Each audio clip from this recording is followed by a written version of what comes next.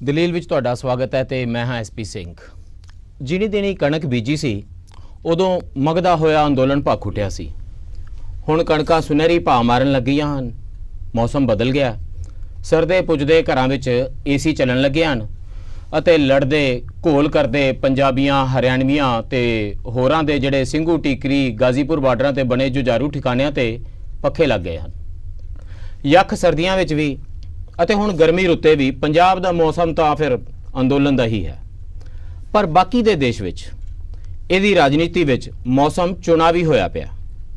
4 ਰਾਜਾਂ ਵਿੱਚ ਅਤੇ ਇੱਕ ਕੇਂਦਰ ਸ਼ਾਸਿਤ ਪ੍ਰਦੇਸ਼ ਵਿੱਚ ਚੋਣਾਂ ਆ ਗਈਆਂ ਹਨ। ਪਿੜ ਭਖਿਆ ਹੋਇਆ ਪੱਛਮੀ ਬੰਗਾਲ, ਅਸਾਮ, ਕੇਰਲਾ, ਤਾਮਿਲਨਾਡੂ ਤੇ ਉਹ ਪਿੱਦੀ ਜਿਹਾ ਪੁਦੂਚੇਰੀ 'ਚ ਚੋਣਾਂ ਨੇ ਇਸੇ ਮਹੀਨੇ ਦੇ ਅੰਤ ਵਿੱਚ। ਕੇਂਦਰ 'ਚ ਸੱਤਾਧਾਰੀ ਭਾਰਤੀ ਜਨਤਾ ਪਾਰਟੀ ਅਤੇ ਵਿਰੋਧੀ ਪਾਰਟੀਆਂ ਚੋਣ ਪ੍ਰਚਾਰ 'ਚ ਕੁੱਦ ਚੁੱਕੀਆਂ ਨੇ ਅਤੇ ਸਿੰਘੂ ਟੀਕਰੀ ਗਾਜ਼ੀਪੁਰ ਵਾਲੇ ਕਿਸਾਨ ਅੰਦੋਲਨ ਨੇ ਵੀ ਪਿੜ ਵਿੱਚ ਛਾਲ ਮਾਰ ਦਿੱਤੀ ਹੈ। ਮਹੱਤਵਪੂਰਨ ਚੋਣਾਂ ਹਨ। ਇਹ ਫੈਸਲੇ ਤਾਂ ਹੋ ਹੀ ਜਾਣਗੇ ਕਿ ਜਦੋਂ 2 ਮਈ ਨੂੰ ਨਤੀਜੇ ਆਉਣਗੇ ਮਮਤਾ ਬੈਨਰਜੀ ਤੀਜੀ ਵਾਰੀ ਮੁੱਖ ਮੰਤਰੀ ਬਣੇਗੀ ਕਿ ਨਹੀਂ, ਇੱਕ ਵਾਰੀ ਫਿਰ ਦੁਨੀਆ ਵਿੱਚ ਇੱਕ ਸਟਾਲਿਨ ਨਾਮ ਦਾ ਸ਼ਾਸਕ ਆਵੇਗਾ ਕਿ ਨਹੀਂ। ਇਸ ਵਾਰੀ ਸਾਡੇ ਦੇਸ਼ 'ਚ ਤਾਮਿਲਨਾਡੂ 'ਚ, ਕੇਰਲਾ ਵਿੱਚ ਕਾਮਰੇਡ ਦੁਬਾਰਾ ਸੱਤਾ ਵਿੱਚ ਆ ਕੇ ਇਤਿਹਾਸ ਬਣਾਉਣਗੇ ਕਿ ਨਹੀਂ। ਪਰ ਸ਼ਾਇਦ ਇਹ ਫੈਸਲਾ ਵੀ ਹੋ ਜਾਵੇ ਕਿ ਕਿਸਾਨ ਅੰਦੋਲਨ ਅੱਗੋਂ ਕੀ ਰੁਖ ਅਖਤਿਆਰ ਕਰੇਗਾ। ਹਿੰਦੁਸਤਾਨ ਦੀ ਰਾਜਨੀਤੀ ਲਈ, ਮੋਦੀ ਅਮਿਤ ਸ਼ਾਹ ਦੀ ਇਲੈਕਸ਼ਨ ਵਿਨਿੰਗ ਮਸ਼ੀਨ ਦੀ ਰੈਪੂਟੇਸ਼ਨ ਲਈ, ਰਾਹੁਲ ਗਾਂਧੀ ਦੇ ਭਵਿੱਖ ਲਈ ਵੀ ਸ਼ਾਇਦ ਇਹ ਚੋਣਾਂ ਮਹੱਤਵਪੂਰਨ ਹਨ। ਪਰ ਦੇਸ਼ ਵਿਚਲੇ ਲੋਕਤੰਤਰ ਉੱਤੇ ਉੱਠੇ ਸਵਾਲਾਂ ਲਈ ਵੀ ਇਹ ਬਹੁਤ ਇੰਪੋਰਟੈਂਟ ਹਨ। ਇਸ ਲਈ ਸਾਡੇ ਨਾਲ ਇਸ ਚਰਚਾ ਵਿੱਚ ਸ਼ਾਮਲ ਹੋ ਰਹੇ ਹਨ ਪ੍ਰੋਫੈਸਰ ਮਨਜੀਤ ਸਿੰਘ ਜੀ, ਜਿਹੜੇ ਸੰਯੁਕਤ ਕਿਸਾਨ ਮੋਰਚੇ ਦੀ ਜਿਹੜੀ ਬਿਰਤਾਂਤਕਾਰੀ ਹੈ, ਉਹਨਾਂ ਦਾ ਜਿਹੜਾ ਨੈਰੇਟਿਵ ਹੈ ਉਹਦੀ ਆਰਟੀਕੂਲੇਸ਼ਨ ਲਈ ਇਸ ਵੇਲੇ ਦੇਸ਼ ਭਰ 'ਚ ਜਾਣੇ ਜਾਂਦੇ ਨੇ। ਤੇ ਸਾਡੇ ਕੋਲ ਇੱਥੇ ਸਿੱਧਾ ਤੁਸੀਂ ਸਮਝੋ ਬਈ ਪੱਛਮੀ ਬੰਗਾਲ ਦੀਆਂ ਚੁਣਾਵੀ ਸਟੇਜਾਂ ਤੋਂ ਉਤਰ ਕੇ ਆਏ ਨੇ, ਜਿੱਥੇ ਕਿਸਾਨ ਅੰਦੋਲਨ ਜਾ ਕੇ ਲੋਕਾਂ ਨੂੰ ਕਹਿ ਰਿਹਾ ਕਿ ਕਿਸਾਨਾਂ ਦੇ ਬਿੱਲਾਂ ਨਾਲ ਸਰਕਾਰ ਨੇ ਇਹ ਕੀਤਾ ਜੇ ਤਾਂ ਤੁਸੀਂ ਸੋਚ ਕੇ ਵੋਟ ਪਾਣੀ ਹੈ। ਸਾਡੇ ਨਾਲ ਜੁੜ ਰਹੇ ਨੇ ਪ੍ਰੋਫੈਸਰ ਮੁਹੰਮਦ ਖਾਲਿਦ ਜੀ, ਪੰਜਾਬ ਯੂਨੀਵਰਸਿਟੀ ਦੇ ਵਿੱਚ ਪੋਲੀਟੀਕਲ ਸਾਇੰਸ ਦੇ ਸ਼ੋਬੇ ਨਾਲ ਸੰਬੰਧ ਰੱਖਦੇ ਪ੍ਰੋਫੈਸਰ ਮੁਹੰਮਦ ਖਾਲਿਦ ਹਿੰਦੁਸਤਾਨ ਦੀ ਕੰਟੈਂਪਰੇਰੀ ਰਾਜਨੀਤੀ ਵਿੱਚ ਅਤੇ ਸਾਡੀ ਇਸ ਇਲੈਕਟੋਰਲ ਐਕਸਰਸਾਈਜ਼ ਦਾ ਪੀਪਲਸ ਮੂਵਮੈਂਟਸ ਦੇ ਉੱਤੇ ਕੀ ਅਸਰ ਪੈਂਦਾ ਹੈ, ਲੋਕਾਂ ਦੇ ਅੰਦੋਲਨਾਂ ਤੇ ਕੀ ਅਸਰ ਪੈ ਸਕਦਾ ਹੈ, ਇਹਨੂੰ ਨੇੜਿਓਂ ਨਜਿੱਠਦੇ ਨੇ। ਪ੍ਰੋਫੈਸਰ ਮਨਜੀਤ ਸਿੰਘ ਜੀ, ਇਹ ਅੰਦੋਲਨ ਕੋਈ ਚੋਣਾਂ ਦੇ ਨਤੀਜੇ ਤੈਅ ਕਰੇਗਾ ਅਜਿਹਾ ਭਾਸ ਰਿਹਾ ਹੈ, ਤੇ ਜਦੋਂ ਚੋਣਾਂ ਦੇ ਨਤੀਜੇ ਆ ਜਾਣਗੇ ਤੇ ਫਿਰ ਉਹ ਅੰਦੋਲਨ ਦੀ ਕੋਈ ਦਿਸ਼ਾ ਤੈਅ ਕਰਨਗੇ ਕਿ ਨਹੀਂ? ਸਿੱਧਾ ਸਵਾਲ। ਜੇ ਤੁਹਾਨੂੰ 50 ਰਾਜਾਂ ਦੇ ਇਲੈਕਸ਼ਨ ਰਿਜ਼ਲਟ ਪਤਾ ਨੇ ਪਹਿਲਾਂ ਤੋਂ ਤੇ ਉਹ ਵੀ ਦੱਸ ਦਿਓ। ਨਹੀਂ, ਇਸ ਤਰ੍ਹਾਂ ਦਾ ਤਾਂ ਮੈਂ ਪੰਡਤ ਨਹੀਂ ਹੈਗਾ। ਉਹ ਤੇ ਇਹ ਥੋੜਾ ਬਹੁਤ ਰਿਸਕ ਲੈ ਸਕਦੇ ਇਹ ਲੈਂਦੇ ਨੇ ਖਾਲਿਦ ਸਾਹਿਬ ਲੈਂਦੇ ਜੀ। ਪਰ ਮੋਟੇ ਤੌਰ ਤੇ ਇਹ ਸਾਨੂੰ ਅਹਿਸਾਸ ਹੈ ਜਦ ਤੱਕ ਤੇ ਅਸੀਂ ਨਿਊਟਰਲ ਗੇਅਰ 'ਚ ਕਹਿ ਰਹੇ ਸੀ ਕਿ ਅਸੀਂ ਪੋਲੀਟੀਕਲ ਪਾਰਟੀਆਂ ਤੋਂ ਦੂਰ ਹਾਂ ਜੀ, ਅਸੀਂ ਉਹਨਾਂ ਤੋਂ ਅਲੱਗ ਹਾਂ, ਉਦੋਂ ਤੱਕ ਤੇ ਚੱਲੀ ਜਾ ਰਿਹਾ ਸੀ। ਜਦੋਂ ਸਿੱਧਾ ਹੀ ਮੋਦੀ ਦੇ ਸਿੰਘਾਂ ਨੂੰ ਹੱਥ ਪਾ ਲਿਆ ਵੀ ਇਹ ਸਾਂਢ ਨੂੰ ਫੜਨਾ ਹੀ ਫੜਨਾ, ਹੁਣ ਸਿੰਘਾਂ ਤੋਂ ਸਾਨਾਂ ਦਾ ਭੇੜ ਹੋ ਗਿਆ। ਹਾਂ, ਤਾਂ ਫਿਰ ਉਹ ਪੋਲੀਟੀਕਲ ਤੇ ਹੋ ਗਿਆ। ਆਪਾਂ ਜਿੰਨਾ ਮਰਜ਼ੀ ਕਹੀ ਜਾਈਏ, ਉਹਦਾ ਕਾਰਨ ਇਹ ਆ ਅਸੀਂ ਨਹੀਂ ਇਸ ਗੱਲ ਦੀ ਚੁਆਇਸ, ਅਸੀਂ ਕੋਈ ਆਪਣੀ ਵੱਲੋਂ ਫੈਸਲਾ ਨਹੀਂ ਲਿਆ। ਸਾਡੇ ਸਾਹਮਣੇ ਕੋਈ ਕਿਸਾਨਾਂ ਦੇ ਸਾਹਮਣੇ ਚੁਆਇਸ ਵੀ ਤਾਂ ਨਹੀਂ ਛੱਡੀ। ਤੁਸੀਂ ਸਿੱਧਾ ਹੀ ਇੱਕ ਪਾਰਟੀ ਦੇ ਤੌਰ ਤੇ 24 ਘੰਟੇ। ਪਰ ਤੁਸੀਂ ਵੀ ਤਾਂ ਲੋਕਾਂ ਨੂੰ ਕਨਫਿਊਜ਼ ਕਰਨ ਤੇ ਗਏ ਹੋ ਉੱਥੇ। ਤੁਸੀਂ ਤਾਂ ਕਹਿ ਰਹੇ ਆ ਬੜੀ ਭੈੜੀ ਸਰਕਾਰ ਜੇ, ਇਹ ਬੜੇ ਭੈੜੇ ਬਿੱਲ ਬਣਾਏ ਨੇ ਤੇ ਤੁਸੀਂ ਇਹਨਾਂ ਨੂੰ ਵੋਟ ਨਾ ਪਾਣਾ ਤੇ ਬਾਕੀ ਸਾਨੂੰ ਕੋਈ ਨਹੀਂ ਪਤਾ ਕਿਹਨੂੰ ਪਾਣੀ ਹੈ। ਦੇਖੋ, ਜੇ ਅਸੀਂ ਕਨਫਿਊਜ਼ ਕਰਨ 'ਚ ਕਾਮਯਾਬ ਹੋ ਗਏ ਤੇ ਸਾਡੀ ਇਹ ਬੜੀ ਵੱਡੀ ਕਾਮਯਾਬੀ ਆ। ਜਿਹੜਾ ਕੁਝ ਵੀ ਨਹੀਂ ਹੁੰਦਾ ਸਾਨੂੰ ਉਹਦੇ ਤੋਂ ਖਤਰਾ। ਜਿਹੜਾ ਕਨਫਿਊਜ਼ ਵੀ ਨਹੀਂ ਹੁੰਦਾ ਤੇ ਮੱਝ ਅੱਗੇ ਪੀਣ ਕੀ ਵਜਾਉਣੀ ਆ। ਤੇ ਜੇ ਸੋਚਦੇ ਬੰਦਿਆਂ ਨੂੰ ਸੋਚਣ ਲਾਇਆ, ਸਾਡਾ ਪਰਪਸ ਵੀ ਇਹੋ ਸੀ। ਦੇਖੋ, ਉਹਨਾਂ ਦਾ ਮਸਲਾ ਸਾਡਾ ਪੰਜਾਬ ਦਾ ਮਸਲਾ ਨਹੀਂ ਹੈ, MSP ਦਾ, ਤਿੰਨੇ ਕਾਨੂੰਨਾਂ ਦਾ। ਇਹ ਗਰਾਊਂਡ ਤੇ ਬਹੁਤ ਭਖਿਆ ਹੋਇਆ ਮਾਮਲਾ ਨਹੀਂ ਹੈ, ਪਰ ਬਾਕੀ ਮਾਮਲੇ ਤੇ ਹੈ ਹੀ ਹੈ, ਜਿੱਥੇ ਸੰਵਿਧਾਨ ਨੂੰ ਬਚਾਉਣ ਦਾ, ਲੋਕਤੰਤਰਤਾ ਦਾ, ਔਰ ਦੂਸਰੇ ਪੱਧਰ ਤੇ ਜਿਸ ਤਰੀਕੇ ਨਾਲ ਗੁੰਡਾਗਰਦੀ, ਜਿਸ ਤਰੀਕੇ ਨਾਲ ਪੈਸਾ ਵੱਡੇ ਪੱਧਰ ਤੇ, ਜਿਸ ਤਰੀਕੇ ਨਾਲ ਅਡਾਨੀ ਅੰਬਾਨੀ ਨੂੰ ਲਗਾਤਾਰ ਉਹ ਉਤਸ਼ਾਹਿਤ ਕਰ ਰਿਹਾ, ਜਿਸ ਤਰੀਕੇ ਦੇ ਨਾਲ ਸਾਰਾ ਪਬਲਿਕ ਸੈਕਟਰ ਵੇਚ ਕੇ ਕੌਡੀਆਂ ਦੇ ਪਾ ਉਹਨਾਂ ਨੂੰ ਜੇਬ 'ਚ ਪਾਇਆ ਜਾ ਰਿਹਾ, ਇਹ ਮਸਲੇ ਤੇ ਸਾਡੇ ਸਾਰਿਆਂ ਦੇ ਆ। ਅਸੀਂ ਇਹਦੇ ਤੇ ਵੀ ਕਾਫੀ ਉੱਥੇ ਡੰਕੇ ਦੀ ਚੋਟ ਦੇ ਨਾਲ ਸੁਨੇਹਾ ਦੇ ਕੇ ਆਏ ਹਾਂ ਕਿ ਜੇ ਦੇਸ਼ ਨੂੰ ਇਕੱਠੇ ਰੱਖਣਾ, ਜੇ ਆਪਸੀ ਭਾਈਚਾਰਾ ਫਿਰਕਿਆਂ ਦਾ, ਜਾਤਾਂ ਦਾ, ਮਜ਼ਹਬਾਂ ਦਾ ਰੱਖਣਾ, ਤੇ ਜੇ ਦੇਸ਼ ਦੇ ਵਿੱਚ ਲੋਕਤੰਤਰਕ ਜਿਹੜੀ ਇਸ ਵੇਲੇ ਜਿਹੋ ਜਿਹੀ ਵੀ ਟੁੱਟੀ ਭੱਜੀ ਪ੍ਰਣਾਲੀ ਆ ਇਸ ਨੂੰ ਕਾਇਮ ਰੱਖਣਾ। ਖਾਲਿਦ ਸਾਹਿਬ ਜੀ, ਆਪਾਂ ਨੂੰ ਜ਼ੋਰ ਨਹੀਂ ਲਾਣਾ ਪਿਆ ਜੇ। ਇਹ ਕਿਸਾਨ ਅੰਦੋਲਨ ਵਾਲੇ ਤੇ ਪ੍ਰੋਫੈਸਰ ਮਨਜੀਤ ਸਿੰਘ ਜੀ ਆਪ ਹੀ ਬੜੇ ਮਾੜੇ ਫਸ ਗਏ ਨੇ। ਮਤਲਬ ਇਹ ਉਹ ਧਿਰ ਸੀ ਜਿਹੜੀ ਕਹਿੰਦੀ ਸੀ ਵੀ ਇੱਧਰ ਉੱਧਰ ਬਿਲਕੁਲ ਨਹੀਂ ਦੇਖਣਾ, ਸਾਡਾ ਇਸ ਵੇਲੇ ਨਿਸ਼ਾਨਾ 3 ਖੇਤੀ ਬਿੱਲ ਹੈ, ਹੋਰ ਕੁਝ ਨਾ ਕਰਿਆ ਜੇ। ਜਿਸ ਦਿਨ ਤੁਹਾਨੂੰ ਯਾਦ ਹੈ ਹਿਊਮਨ ਰਾਈਟਸ ਵਾਲਿਆਂ ਦੀ ਰਿਹਾਈ ਦਾ ਰੌਲਾ ਪੈ ਗਿਆ ਸੀ ਤੇ ਬੜਾ ਅੰਦਰ ਰੌਲਾ ਪੈ ਗਿਆ ਸੀ ਵੀ ਇਹ ਦੁਬਾਰਾ ਕਿਉਂ ਚਰਚਾ ਛੇੜ ਲਈ ਜੇ, ਦੇਖੋ ਫਿਰ ਤੁਹਾਨੂੰ ਕਦੀ ਖਾਲਿਸਤਾਨੀ ਕਹਿਣਗੇ, ਤੁਹਾਨੂੰ ਨਕਸਲੀ ਕਹਿਣਗੇ ਤੋਂ ਬਚੋ। ਤੇ ਹੁਣ ਇਹ ਕਿਸਾਨ ਅੰਦੋਲਨ ਵਾਲੇ ਪੂਰਾ ਜਾ ਕੇ ਹੁਣ ਹਿੰਦੁਸਤਾਨ ਦੀ ਡੈਮੋਕ੍ਰੇਸੀ ਲੋਕਤੰਤਰ ਦੇ ਉੱਤੇ ਆਏ ਖਤਰੇ, ਗੁੰਡਾਗਰਦੀ, ਇਲੈਕਸ਼ਨਾਂ 'ਚ ਪੈਸਾ, ਕਾਰਪੋਰੇਟਾਈਜੇਸ਼ਨ, ਲਿਬਰਲਾਈਜੇਸ਼ਨ, ਬਹੁਤ ਬੇਸਿਕ ਹੈ। ਤਾਂ 91 ਤੱਕ ਦੇ ਸਵਾਲਾਂ 'ਚ ਦੁਬਾਰਾ ਫਸ ਗਏ। ਕਿੱਥੇ 3 ਖੇਤੀ ਦੇ ਬਿੱਲਾਂ ਦਾ ਤਾਂ ਮੁੱਦਾ ਹੀ ਪਿੱਛੇ ਰਹਿ ਗਿਆ। नहीं नहीं ऐसा नहीं है। देखो जिस वेले मुद्दा तो फोरफ्रंट है। देखो हाँ। जिस वेले तो अंदोलन शुरू होया, अंदोलन ਦੀ ਬਿਊਟੀ ਇਹ ਰਹੀ ਹੈ ਕਿ ਉਹਨਾਂ ਨੇ ਸ਼ੁਰੂ ਤੋਂ ਕਹਿਤਾ ਸੀ ਪੋਲਿਟਿਕਸ ਤੋਂ ਸੈਪਰੇਟ ਰੱਖਾਂਗੇ, ਅਸੀਂ ਆਪਣੀ ਕਿਸਾਨੀ ਨੂੰ ਬਚਾਉਣ ਵਾਸਤੇ ਸਾਰਾ ਅੰਦੋਲਨ ਚਲਾ ਰਹੇ ਹਾਂ। ਔਰ ਲੋਕਾਂ ਨੇ ਉਹਨਾਂ ਨੂੰ ਐਕਸੈਪਟ ਵੀ ਕੀਤਾ। ਈਵਨ ਪ੍ਰਧਾਨ ਮੰਤਰੀ ਨੇ ਵੀ ਗੱਲ ਕਹੀ ਕਿ ਪਿਓਰ ਹੈ ਅੰਦੋਲਨ, ਪਿਓਰ ਹੈ। ਇਹਦਾ ਮਤਲਬ ਹੈ ਕਿ ਲੋਕ ਐਕਸੈਪਟ ਕਰ, ਵਿੱਚ ਨੂੰ ਕਿਤੇ ਨਾ ਕਿਤੇ ਕੁਝ ਐਬਰੇਸ਼ਨਸ ਆਈਆਂ 26 ਜਨਵਰੀ ਨੂੰ ਜਿਵੇਂ ਕਿ ਹੋਇਆ ਜਾਂ ਹੋਰ। ਜਿੱਥੇ ਤੱਕ ਸਵਾਲ ਹੈਗਾ ਕਿ ਉਹ ਸਾਰੇ ਮੁੱਦੇ ਜਿਹੜੇ ਦੇਸ਼ ਅੱਗੇ ਖੜੇ ਹੈ ਉਹਨਾਂ ਨੂੰ ਆਪਾਂ ਅੰਦੋਲਨਕਾਰੀਆਂ ਤੋਂ ਜਾਂ ਅੰਦੋਲਨ ਤੋਂ ਆਈਸੋਲੇਟ ਨਹੀਂ ਕਰ ਸਕਦੇ। ਉਹ ਅੰਦੋਲਨ ਦੇ ਨੈਰੇਟਿਵ ਦੇ ਵਿੱਚ ਆਏਗਾ ਹੀ ਆਏਗਾ, ਕਿਸੇ ਵੀ ਰੂਪ ਚ ਆ ਸਕਦਾ, ਸਿੱਧੇ ਨਹੀਂ ਅਸਿੱਧੇ ਰੂਪ ਦੇ ਵਿੱਚ ਆ ਸਕਦਾ। ਇਸ ਕਰਕੇ ਜਿਸ ਵੇਲੇ ਇਹ 5 ਸਟੇਟਾਂ ਦੇ ਵਿੱਚ ਇਲੈਕਸ਼ਨ ਹੋ ਰਿਹਾ ਹੈ, ਉਸ ਇਲੈਕਸ਼ਨ ਦੇ ਵਿੱਚ 4 ਸਟੇਟ ਜਾਂ ਯੂਨੀਅਨ ਟੈਰੀਟਰੀ ਜਿਹੜਾ ਇਲੈਕਸ਼ਨ ਹੋ ਰਿਹਾ ਹੈ, ਇਸ ਇਲੈਕਸ਼ਨ ਦੇ ਵਿੱਚ ਜਿੱਥੇ ਕਿਸਾਨੀ ਦਾ ਮੁੱਦਾ ਜਿਹੜਾ ਹੈਗਾ ਉਹ ਡਿਸਕਸ ਹੋਏਗਾ, ਉੱਥੇ ਇਹ ਵੀ ਡਿਸਕਸ ਹੋਏਗਾ ਕਿ ਰੀਜਨਲ ਜਿਹੜੀਆਂ ਫੋਰਸਿਸ ਹੈਗੀਆਂ ਜਾਂ ਰੀਜਨਲ ਪੋਲੀਟੀਕਲ ਪਾਰਟੀਆਂ ਹੈ ਉਹਨਾਂ ਦਾ ਜਿਹੜਾ ਅਸਤਿਤਵ ਹੈ ਉਹ ਖਤਰੇ 'ਚ ਤਾਂ ਨਹੀਂ ਹੈ, ਕਿਉਂਕਿ ਜਿੰਨੇ ਵੀ ਚਾਰੇ ਜਿਹੜੇ ਸਟੇਟਸ ਹੈਗੇ ਉੱਥੇ ਰੀਜਨਲ ਪੋਲੀਟੀਕਲ ਪਾਰਟੀਆਂ ਕਾਫੀ ਸਟਰੋਂਗ ਹੈ। ਔਰ ਰੀਜਨਲ ਪੋਲੀਟੀਕਲ ਪਾਰਟੀਆਂ ਆਪਣੇ ਆਪ ਨੂੰ ਬਚਾਉਣ ਵਾਸਤੇ ਪੂਰੀ ਕੋਸ਼ਿਸ਼ ਕਰ ਰਹੀਆਂ ਹਨ। ਔਰ ਜਿਹੜੀ ਡੋਮੀਨੈਂਟ ਪੋਲੀਟੀਕਲ ਪਾਰਟੀ ਹੈ ਯਾਨੀ ਕਿ ਬੀਜੇਪੀ, ਉਹ ਸਾਰੇ ਸਟੇਟਸ ਦੇ ਵਿੱਚ ਜਿਹੜੇ ਪੈਰੀਫਰੀ ਜਾਂ ਸਾਊਥ ਦੇ ਸਟੇਟਸ ਹੈ ਉਹਦੇ ਵਿੱਚ ਇਹ ਕੋਸ਼ਿਸ਼ ਕਰ ਰਹੀ ਹੈ ਕਿ ਉਹੀ one country, one culture, one election, ਉਹ ਸਾਰਾ ਜਿਹੜਾ ਹੈਗਾ ਉਹਨੂੰ ਇੰਪੋਜ਼ ਕਰ। ਜੀ ਤੁਸੀਂ ਤਾਂ ਇਸ ਸਬਜੈਕਟ ਨੂੰ ਸਟੱਡੀ ਕੀਤਾ। ਮੈਂ ਇੱਕ ਮਿੰਟ ਲਾਸਟ ਮੈਂ ਗੱਲ ਕਹਿ ਰਿਹਾ, ਇਸ ਕਰਕੇ ਇਹ ਸਾਰਾ ਕੁਝ ਇੰਟਰਮਿੰਗਲ ਹੋ ਚੁੱਕਿਆ ਇਸ ਵੇਲੇ ਕਿਸਾਨ ਦਾ ਅੰਦੋਲਨ ਸਿਰਫ ਕਿਸਾਨੀ ਦਾ ਅੰਦੋਲਨ ਨਹੀਂ ਰਿਹਾ, ਉਹਦੇ ਵਿੱਚ ਹੋਰ ਚੀਜ਼ਾਂ ਨੈਰੇਟਿਵ ਵੀ ਅੱਜ ਜਿਹਦੀ ਵਜ੍ਹਾ ਕਰਕੇ ਹੀ ਇਹ ਹੁਣ ਇਹ ਕਿਹਾ ਜਾਣ ਲੱਗਿਆ ਕਿ ਦੇਖੋ ਜੀ ਤਾਂ ਪੋਲੀਟੀਕਲ ਅੰਦੋਲਨ ਹੈ। ਹਾਲਾਂਕਿ ਪੋਲੀਟੀਕਲ ਅੰਦੋਲਨ ਹਜੇ ਵੀ ਨਹੀਂ ਮੈਨੂੰ ਨੈਰੇਟਿਵ ਹੈ, ਅਦਰਵਾਈਜ਼ ਪੀਪਲਸ ਮੂਵਮੈਂਟ ਹੈ, ਲਾਰਜਰ ਪੀਪਲਸ ਮੂਵਮੈਂਟ ਲਾਰਜਰ ਔਰ ਲਾਰਜਰ ਪੀਪਲ ਮੂਵਮੈਂਟ ਜਿਹੜੀ ਹੈਗੀ ਹੈ ਉਹਨੂੰ ਆਪਾਂ ਵਾਟਰ ਟਾਈਟ ਕੰਪਾਰਟਮੈਂਟ 'ਚ ਰੱਖ ਕੇ ਨਹੀਂ ਚਲਾ ਸਕਦੇ। ਬਿਲਕੁਲ ਉਹ ਜਿਹੜੀਆਂ ਬਾਕੀ ਦੀਆਂ ਚੀਜ਼ਾਂ ਜਿਹੜੀਆਂ ਉਹਨਾਂ ਨੂੰ ਇਨਵੋਲਵ ਕਰਨਗੇ, ਉਹ ਕਰ ਰਹੇ ਹਨ। ਬੀਜੇਪੀ ਦੇ ਅੰਦਰ ਤੇ ਬਹੁਤ ਸਾਰੇ ਐਲੀਮੈਂਟਸ ਦੀ ਸ਼ਾਇਦ ਹੈਲਪ ਹੋ ਰਹੀ ਹੋਵੇ, ਬੀਜੇਪੀ ਦੇ ਵਿੱਚ ਵੀ ਬਹੁਤ ਸਾਰੇ ਸੁਧਾਰ ਹੋ ਸਕਦੇ ਨੇ, तमाम ਪਾਰਟੀਆਂ ਦੇ ਸੁਧਾਰ ਨਹੀਂ, ਈਵਨ ਅੰਦਰੋਂ ਸੁਰਾਂ ਉੱਠ ਰਹੀਆਂ ਉਹਨਾਂ ਦੇ। ਅੱਛਾ ਜੀ, ਜਿਹੜਾ ਉਹ ਕਾਰਡ ਕੈਰਿੰਗ ਕਾਮਰੇਡ ਹੁੰਦੇ ਸੀ ਨਾ ਪੰਜਾਬ ਦੇ, ਇਦਾਂ ਹੀ ਉਹ ਜਿਹੜੇ ਕਿਸਾਨ ਅੰਦੋਲਨ ਕਾਰਡ ਕੈਰਿੰਗ ਜਿਹੜੇ ਤੁਸੀਂ ਹੈਗੇ ਹੋ ਆਰਟੀਕੂਲੇਟਰ, ਉਹ ਤੁਸੀਂ ਆਪਣਾ ਇਹ ਵਾਲਾ ਕਾਰਡ ਥੋੜਾ ਜਿਹਾ ਪਿਛਲੀ ਜੇਬ 'ਚ ਪਾ ਲਵੋ। ਤੇ ਜਿਹੜੀ ਤੁਹਾਡੀ ਪਹਿਲੀ ਪ੍ਰਾਇਮਰੀ ਆਇਡੈਂਟੀਟੀ ਰਹੀ ਉਮਰ ਭਰ ਸੋਸ਼ੀਓਲੋਜਿਸਟ ਦੀ, ਪੋਲੀਟੀਕਲ ਪਾਰਟੀਆਂ ਦੇ ਵਰਤਾਰਿਆਂ ਨੂੰ ਸਮਝਣ ਦੀ, ਉਸ ਪ੍ਰਿਜ਼ਮ 'ਚੋਂ ਦੇਖ ਕੇ ਦੱਸੋ ਕਿ ਇਹ ਜਿਹੜਾ ਚੈਲੰਜ ਸੀ ਬੀਜੇਪੀ ਨੂੰ, ਜਦੋਂ ਖਾਲਿਦ ਸਾਹਿਬ ਨੇ ਗੱਲ ਸ਼ੁਰੂ ਕੀਤੀ ਹੈ ਤਾਂ ਇਹ ਆ ਰਿਹਾ ਸੀ ਲਾਰਜਰ ਪੈਨ ਇੰਡੀਆ ਫੋਰਸ ਤੇ ਬੀਜੇਪੀ ਆ, ਸਿੰਗਲ ਪੋਲ ਪੋਲੀਟੀਕਲ ਫੋਰਸ ਇਸ ਵੇਲੇ ਹਿੰਦੁਸਤਾਨ ਦੇ ਵਿੱਚ ਹੈ। ਕਾਂਗਰਸ ਤੇ ਨਾ ਵਰਗੀ ਹੈਗੀ ਹੈ, ਕਿਤੇ ਕਿਤੇ ਪਾਰਟੀ ਖੜੀ ਹੈ ਤੇ ਕਿਤੇ ਕਿਤੇ ਅਫਵਾਹ ਹੈ। ਜੇ ਕੋਈ ਪੋਲੀਟੀਕਲ ਫੋਰਸਿਸ ਖੜੀਆਂ ਨੇ ਤਾਂ ਮਮਤਾ ਬੈਨਰਜੀ ਕਿਤੇ ਖੜੀ ਹੈ, ਉਹ ਪਿਨਾਰੀ ਵਿਜੈਨ ਕਿਤੇ ਖੜਾ ਹੈ, ਕਿਤੇ MK ਸਟਾਲਿਨ ਖੜਾ ਹੋਇਆ ਹੈ। ਸੋ ਪੰਜਾਬ ਦੇ ਵਿੱਚ ਸਾਡੇ ਕੋਲ ਅਮਰਿੰਦਰ ਸਿੰਘ ਖੜਾ ਹੋਇਆ, ਪਰ ਪਤਾ ਹੀ ਨਹੀਂ ਲੱਗਦਾ ਕਈ ਵਾਰੀ ਕਿਹੜੀ ਪਾਰਟੀ ਦਾ CM ਹੈਗਾ। ਤੋ ਕਈ ਇਦਾਂ ਦੇ ਵੀ ਵਿਚਕਾਰ ਖੜੇ ਹੋਏ ਨੇ। ਇਹ ਦੱਸੋ ਕਿ ਇਹ ਜਿਹੜੀਆਂ ਚੋਣਾਂ ਹੋਣਗੀਆਂ ਇਹ ਕੁਝ ਇਹੋ ਜਿਹੀਆਂ ਜਗ੍ਹਾ ਤੇ ਨੇ ਜਿੱਥੇ ਜੇ ਕੇਰਲਾ, ਤਾਮਿਲਨਾਡੂ ਹੈ, ਪੌਂਡੀਚੇਰੀ ਹੈ, ਤਾਂ ਇੱਥੇ ਬੀਜੇਪੀ ਰੋਜ਼ ਫਰਮ ਦਾ ਮਾਰਜਨਸ, ਬਿਲਕੁਲ ਹੀ ਹਾਸ਼ੀਆਗਤ ਸੀ। ਵੈਸਟ ਬੰਗਾਲ ਦੇ ਵਿੱਚ 3 ਸੀਟਾਂ ਸੀ ਉਹਨਾਂ ਕੋਲ ਤੇ ਕਿੰਨੀ ਹਾਈ ਗੀਅਰ ਤੇ ਹਾਈ ਪਿਚ ਦੇ ਉੱਤੇ ਬੀਜੇਪੀ ਲੜ ਰਹੀ ਹੈ। ਤੇ ਤਾਮਿਲਨਾਡੂ ਦੇ ਵਿੱਚ DMK has been out of power for 10 years now, 10 ਸਾਲਾਂ ਤੋਂ ਸਟਾਲਿਨਰੀ ਬਾਹਰ ਨੇ ਤੇ ਸਟਾਲਿਨ ਦਾ ਵੱਡਾ ਟੈਸਟ, ਅੱਜ ਤੱਕ ਉਹਨੇ ਇਲੈਕਸ਼ਨ ਕੋਈ ਨਹੀਂ ਜਿੱਤੀ। ਤੁਹਾਨੂੰ ਲੱਗਦਾ ਹੈ ਕਿ ਕੰਟਰੀ ਲੈਵਲ ਦੇ ਉੱਤੇ ਇਲੈਕਟੋਰਲ ਪੋਲਿਟਿਕਸ ਵੀ ਇਹਨਾਂ ਇਲੈਕਸ਼ਨਾਂ ਦੇ ਵਿੱਚ ਨਤੀਜਿਆਂ ਤੋਂ ਬਾਅਦ ਬੜਾ ਡਿਫਰੈਂਟ ਰੂਪ ਲੈ ਸਕਦੀ ਹੈ, ਜੇ ਤੁਹਾਨੂੰ 4-5 ਵੱਡੇ ਰੀਜਨਲ ਲੀਡਰ ਦਿਖਾਈ ਦੇਣੇ ਸ਼ੁਰੂ ਹੋ ਜਾਣ? ਨਹੀਂ, ਇੱਕ ਹੋਰ ਗੱਲ ਸਾਨੂੰ ਸਮਝਣ ਦੀ ਲੋੜ ਹੈ ਫੈਡਰਲ ਢਾਂਚੇ ਦੀ, ਤੇ ਚਲੋ ਅਜੇ ਅਗਲਾ ਸਵਾਲ ਹੈ। ਬੀਜੇਪੀ ਨੇ ਜਿਸ ਕਦਰ, ਜਿਸ ਵੱਡੇ ਪੱਧਰ ਤੇ ਹਮਲਾ ਕੀਤਾ, ਮੈਂ ਤੇ ਆਪਣੇ ਹੀ ਲੋਕਾਂ ਤੇ ਕਹੂੰਗਾ, ਇਸੇ ਕਰਕੇ ਇਹ ਜਨ ਅੰਦੋਲਨ ਬਣਨ 'ਚ ਕੋਈ ਦਿੱਕਤ ਹੀ ਨਹੀਂ ਆਈ ਤੇ ਪਤਾ ਵੀ ਨਹੀਂ ਲੱਗਾ ਕਿ ਕਿਸਾਨ ਅੰਦੋਲਨ ਜਨ ਅੰਦੋਲਨ ਕਦੋਂ ਬਣ ਗਿਆ। ਮੈਂ ਉਹਨੂੰ ਸਾਫ਼-ਸਾਫ਼ ਸ਼ਬਦਾਵਲੀ ਵਰਤਦਾ। ਇਹੀ ਜਨ ਅੰਦੋਲਨ ਅਗਲੇ ਸਟੈਪ 'ਚ ਕਿਸੇ ਨੂੰ ਇਹ ਦਿੱਕਤ ਨਹੀਂ ਸਮਝਣ 'ਚ ਆਈ ਕਿ ਅਸੀਂ ਸਿੱਧਾ ਪੋਲੀਟੀਕਲ ਕਨਫਰੰਟੇਸ਼ਨ ਦੇ ਵਿੱਚ ਪੈ ਗਏ ਹਾਂ, ਜਿਹਦੇ ਵਿੱਚ ਇੱਕ ਆਪਣਾ ਰਿਸਕ ਵੀ ਹੈਗਾ।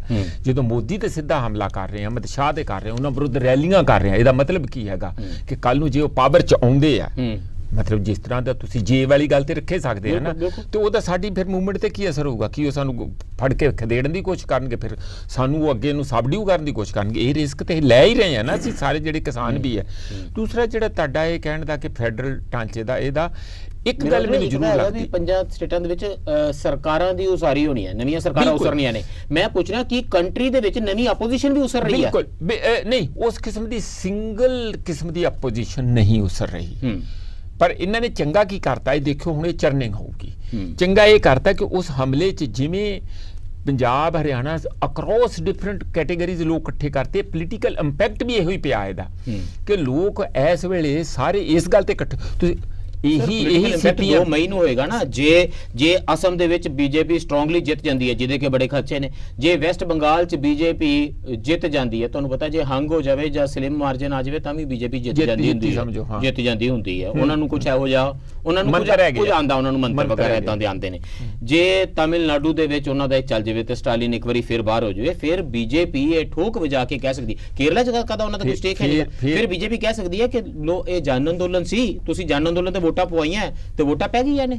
ਫਿਰ ਇਹਦਾ ਰਿਜ਼ਲਟ ਇਹ ਨਿਕਲੂਗਾ ਮੋਦੀ ਸਾਹਿਬ ਮਸਲੇ ਨਹੀਂ ਹੱਲ ਹੋਣਗੇ। ਇਹ ਜਿਸ ਤਰ੍ਹਾਂ ਯੂਨੀਪੋਲਰ ਵਰਲਡ ਗਲੋਬਲ ਪੋਲਿਟਿਕਸ ਹੋ ਗਈ ਸੀ, ਸਾਡੇ ਦੇਸ਼ 'ਚ ਯੂਨੀਪੋਲਰ ਪੋਲਿਟਿਕਸ ਹੋ ਜੂਗੀ ਔਰ ਉਹ ਇੰਨੀ ਖਤਰਨਾਕ ਹੋਊਗੀ ਕਿ ਇਹ ਪਾਰਟੀਆਂ ਵੀ ਤੇ ਆਮ ਜਨਤਾ ਵੀ ਇੱਕ ਵੱਡੀ ਸਿਵਲ ਡਿਸਟਰਬੈਂਸ ਵੱਲ ਨੂੰ ਅੱਗੇ ਵੱਧ ਜਾਣਗੇ। ਤੇ ਅੰਦੋਲਨ ਇਹ ਤਾਂ ਤੁਸੀਂ ਇਹ ਦੇਖੋ, ਇਹਨਾਂ ਨੇ ਉਹ ਸਿੱਕਾ ਛੋਲੇ ਵਾਲਾ ਚੁਣ ਲਿਆ।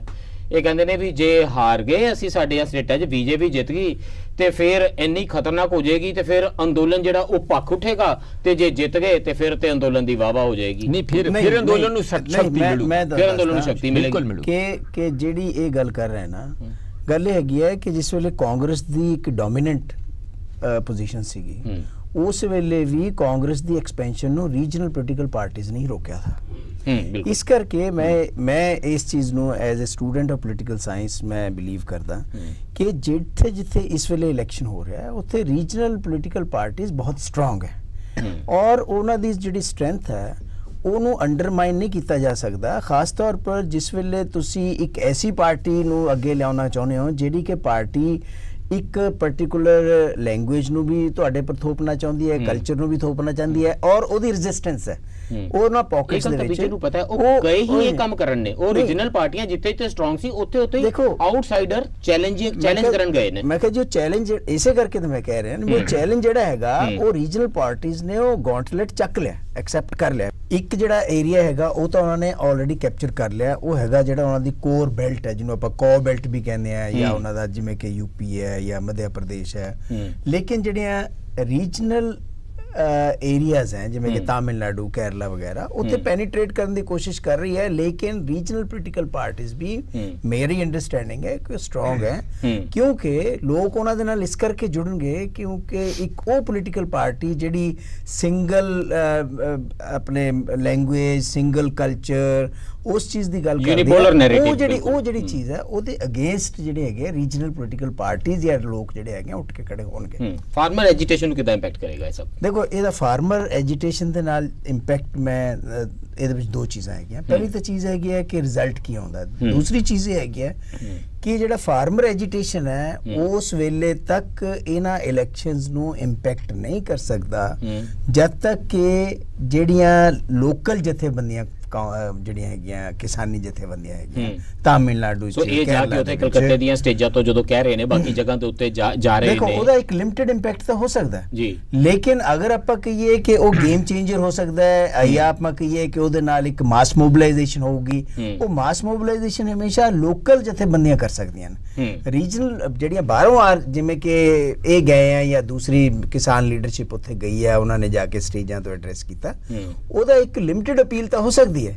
ਲੇਕਿਨ ਲੋਕਲ ਜਿਹੜੇ ਹੈਗੇ ਆ ਉੱਥੇ ਜਿਹੜੀ ਕਿਸਾਨੀ ਜਥੇਬੰਦੀਆਂ ਉਹ ਅੱਗੇ ਆਉਣਗੀਆਂ ਤੇ ਉਹ ਇਲੈਕਸ਼ਨ ਦੇ ਵਿੱਚ ਪਾਰਟਿਸਿਪੇਟ ਕਰਨਗੀਆਂ, ਓਨਲੀ ਦੈਨ। ਮਨਜੀਤ ਜੀ, ਬਿਗਰ ਪੋਲਿਟਿਕਸ ਹੁੰਦਾ ਨਾ, ਜਦੋਂ ਬਲਬੀਰ ਸਿੰਘ ਰਾਜੇਵਾਲਾ ਜਾ ਕੇ ਉੱਥੇ ਕਹਿੰਦੇ ਨੇ ਕਿ ਜੀ ਅਸੀਂ ਲੋਕਾਂ ਨੂੰ ਇਹ ਸਮਝਾਵਾਂਗੇ, ਤੁਸੀਂ ਜਾ ਕੇ ਉੱਥੇ ਲੋਕਾਂ ਨੂੰ ਕਿਹਾ ਕਿ ਜੀ ਕਿਸਾਨ ਸਰਕਾਰ ਦਾ ਰੋਲ ਜਿਹੜਾ ਇਹਨਾਂ ਖੇਤੀ ਬਿੱਲਾਂ ਦੇ ਵਿੱਚ ਬੜਾ ਖਤਰਨਾਕ ਹੈ, ਸੋ ਇਸ ਕਰਕੇ ਬੀਜੇਪੀ ਨੂੰ ਵੋਟਾਂ ਨਾ ਪਾਓ। ਪਰ ਰੀਅਲ ਪੋਲਿਟਿਕਸ ਤਾਂ ਉਹ ਹੈ ਜਿਸ ਵੇਲੇ ਤੁਸੀਂ ਐਂਟੀ ਪ੍ਰਾਈਵੇਟਾਈਜੇਸ਼ਨ ਦਾ ਕੋਈ ਪਲੇਟਫਾਰਮ ਬਣਾਉਂਦੇ ਹੋ।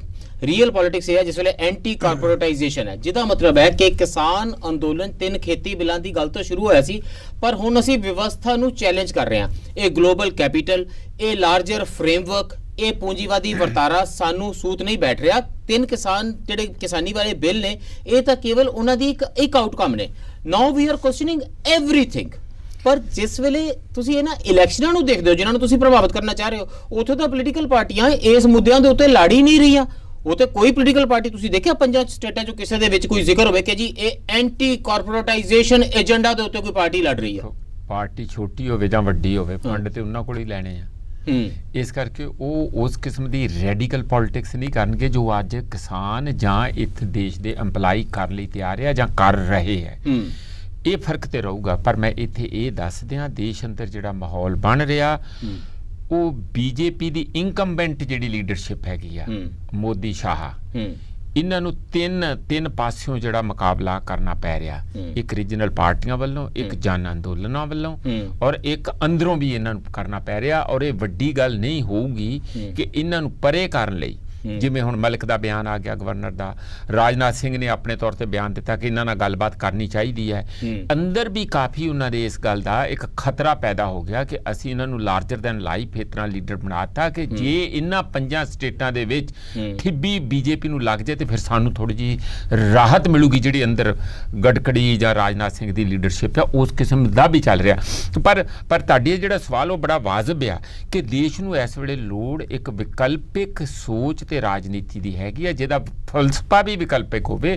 ਕਿਸੇ ਵੇਲੇ ਇਸ ਨੂੰ ਸਮਝਿਆ ਜਾਂਦਾ ਸੀ ਲੈਫਟ ਰੈਡੀਕਲ ਉਹਨਾਂ ਵੱਲੋਂ, ਜਿਹੜੇ ਕਿ ਆਪ ਹੀ ਹੁਣ ਆਪਣੇ ਆਪ 'ਚ ਸਿਮਟ ਕੇ ਰਹਿ ਗਏ। So you did not do that. ਮੈਨੂੰ ਬ੍ਰੇਕ ਲਈ ਰੁਕਣਾ ਪੈ ਰਿਹਾ, ਪਰ ਮੈਂ ਇਹ ਸਵਾਲ ਤੁਹਾਡੇ ਕੋਲ ਛੱਡ ਕੇ ਜਾ ਰਿਹਾ ਕਿ ਫਿਰ ਮੈਂ ਇਹ ਉਮੀਦ ਕਰਦਾ ਸੀ ਕਿ ਸੰਯੁਕਤ ਕਿਸਾਨ ਮੋਰਚਾ ਦੀ ਸਟੇਜ ਤੋਂ ਲੋਕ ਉੱਠਣਗੇ ਤੇ ਉਹਨਾਂ ਕਲਕੱਤੇ ਦੇ ਵਿੱਚ, ਤ੍ਰਿਵੇਂਦਰਮ ਦੇ ਵਿੱਚ, ਉਹਨਾਂ ਸਟੇਜਾਂ ਦੇ ਉੱਤੇ ਜਾਣਗੇ, ਚੇਨਈ ਦੇ ਵਿੱਚ ਉਹਨਾਂ ਸਟੇਜਸ ਦੇ ਉੱਤੇ ਚੜ੍ਹ ਜਾਣਗੇ, ਗੁਹਾਟੀ ਦੇ ਵਿੱਚ ਜਾ ਕੇ, ਤੇ ਕਹਿਣਗੇ ਕਿ ਇਹ ਦੋਨੋਂ ਪਾਰਟੀਆਂ, ਇਹ ਸਾਰੀਆਂ ਧਿਰਾਂ ਵਿਕਲਪਿਕ ਰਾਜਨੀਤੀ ਨਹੀਂ ਕਰ ਰਹੀਆਂ, ਇਹ ਵੀ ਉਹੋ ਜਿਹੀ ਰਾਜਨੀਤੀ ਕਰ ਰਹੀਆਂ ਨੇ, ਇਹ ਵੀ ਉਸੇ ਸਿਸਟਮ ਦਾ ਪਾਰਟ ਨੇ। ਪਰ ਤੁਸੀਂ ਇਹ ਨਹੀਂ ਕਰ ਰਹੇ, ਤੁਸੀਂ ਕਹਿ ਰਹੇ ਹੋ ਇਸ ਧਿਰ ਨੂੰ ਵੋਟ ਨਾ ਪਾਓ ਤੇ ਦੂਜੇ ਪਾਸੇ ਵੋਟ ਫਿਰ ਜਿੱਥੇ ਮਰਜ਼ੀ ਪਾ ਦਿਓ। 2 ਕਾਰਨ ਆ। ਇੱਕ ਤੇ ਜਿਹੜਾ ਮੋਦੀ ਜੀ ਆ ਉਹ ਕਦੀ ਵੀ ਦੇਸ਼ ਦੇ ਪ੍ਰਧਾਨ ਮੰਤਰੀ ਵਾਂਗੂ ਆਪਣੇ ਆਪ ਨੂੰ ਨਹੀਂ ਵਿਚਰਦੇ, ਔਰ ਉਹ ਸਿੱਧਾ ਜਾਣੀ ਕਾਰਪੋਰੇਟਾਂ ਦਾ ਜਿਸ ਤਰ੍ਹਾਂ ਉਹ ਕਹਿ ਲਓ ਕਿ ਉਹਨਾਂ ਦੀ ਤਰਫਦਾਰੀ ਕਰਦੇ ਆ, ਉਹਨਾਂ ਦੇ ਜੋ ਦੇਸ਼ ਦੇ ਵਿੱਚ ਰੋਜ਼ ਬਿਆਨ ਹੁੰਦੇ ਉਹ ਤੇ ਸਾਫ਼ ਕੋਈ ਨੱਗੇ ਚਿੱਟੇ ਕਹਿੰਦੇ ਇਸ ਕਰਕੇ। ਔਰ ਜਿਸ ਢੰਗ ਨਾਲ ਉਹਨਾਂ ਦਾ ਕਿਸਾਨਾਂ ਦਾ ਸਿੱਧਾ ਇਹ ਸ਼ੰਕਾ ਹੈ ਕਿ ਅਡਾਨੀ ਨੂੰ ਸਾਰੀਆਂ ਜ਼ਮੀਨਾਂ ਵੇਚਣ ਦਾ ਜਿਹੜਾ ਹੋ ਗਿਆ, ਜਿਵੇਂ 에ਅਰਪੋਰਟ, ਬੰਦਰਗਾਹਾਂ, ਉਹ ਸਾਰੀਆਂ ਗਿਣ ਕੇ ਬਾਰ-ਬਾਰ ਕਹਿੰਦੇ ਆ, ਤੇ ਉਹਦੀ ਫਿਰ ਕਨਫਰੰਟੇਸ਼ਨ ਕਿਹਦੇ ਨਾਲ ਹੋਊਗੀ, ਇਸ ਦਾ ਤੇ ਉਹਨਾਂ ਨੇ ਬੜਾ ਸਾਫ਼ ਕਿਹਾ। ਦੂਜੀ ਗੱਲ ਕਿ ਤੁਸੀਂ ਉਸੇ ਸਟੈਂਡ ਦੇ ਉੱਤੇ ਵਿਰੋਧੀਆਂ ਨੂੰ ਨਹੀਂ ਕਰ, ਸਾਨੂੰ ਇਸ ਵੇਲੇ ਅਸੀਂ ਬਚਾਓ ਦੀ ਲੜਾਈ ਲੜ ਰਹੇ ਹਾਂ, ਅਸੀਂ ਇੱਕ ਵਿਕਲਪਿਕ ਸਿਸਟਮ ਜਿਹੜਾ ਦੇਣ ਦੀ ਲੜਾਈ ਨਹੀਂ ਲੜ ਰਹੇ ਅਜੇ ਤੇ ਇਹ ਕਿ ਸਾਡੇ ਪੈਰਾਂ ਹੇਠੋਂ ਜ਼ਮੀਨ ਹੀ ਨਿਕਲ ਰਹੀ ਹੈ, ਜੇ ਪਿੰਡੇ ਹੀ ਨਹੀਂ ਬਚਣਗੇ, ਜੇ ਸਾਨੂੰ ਸਾਹ ਜੋਗੇ ਨੇ। ਮੈਂ ਬ੍ਰੇਕ ਲਈ ਰੁਕ ਰਿਹਾ, ਪਰ will come back exactly to this conflict ਕਿ ਜਿਹੜੀ ਤੁਸੀਂ ਲੜਾਈ ਲੜ ਰਹੇ ਹੋ ਉਹ ਲੜਾਈ ਬਾਰੇ ਅਜੇ ਲੜਾਈ ਨਹੀਂ ਹੋ ਰਹੀ ਹੈ, ਅਜੇ ਕੇਵਲ ਬਚਾਅ ਦੀ ਮੁਦਰਾ ਦੇ ਵਿੱਚ ਲੜਾਈ ਹੋ ਰਹੀ ਹੈ, which is a sad thing to say. I'm stopping for a break, but we'll come back to this.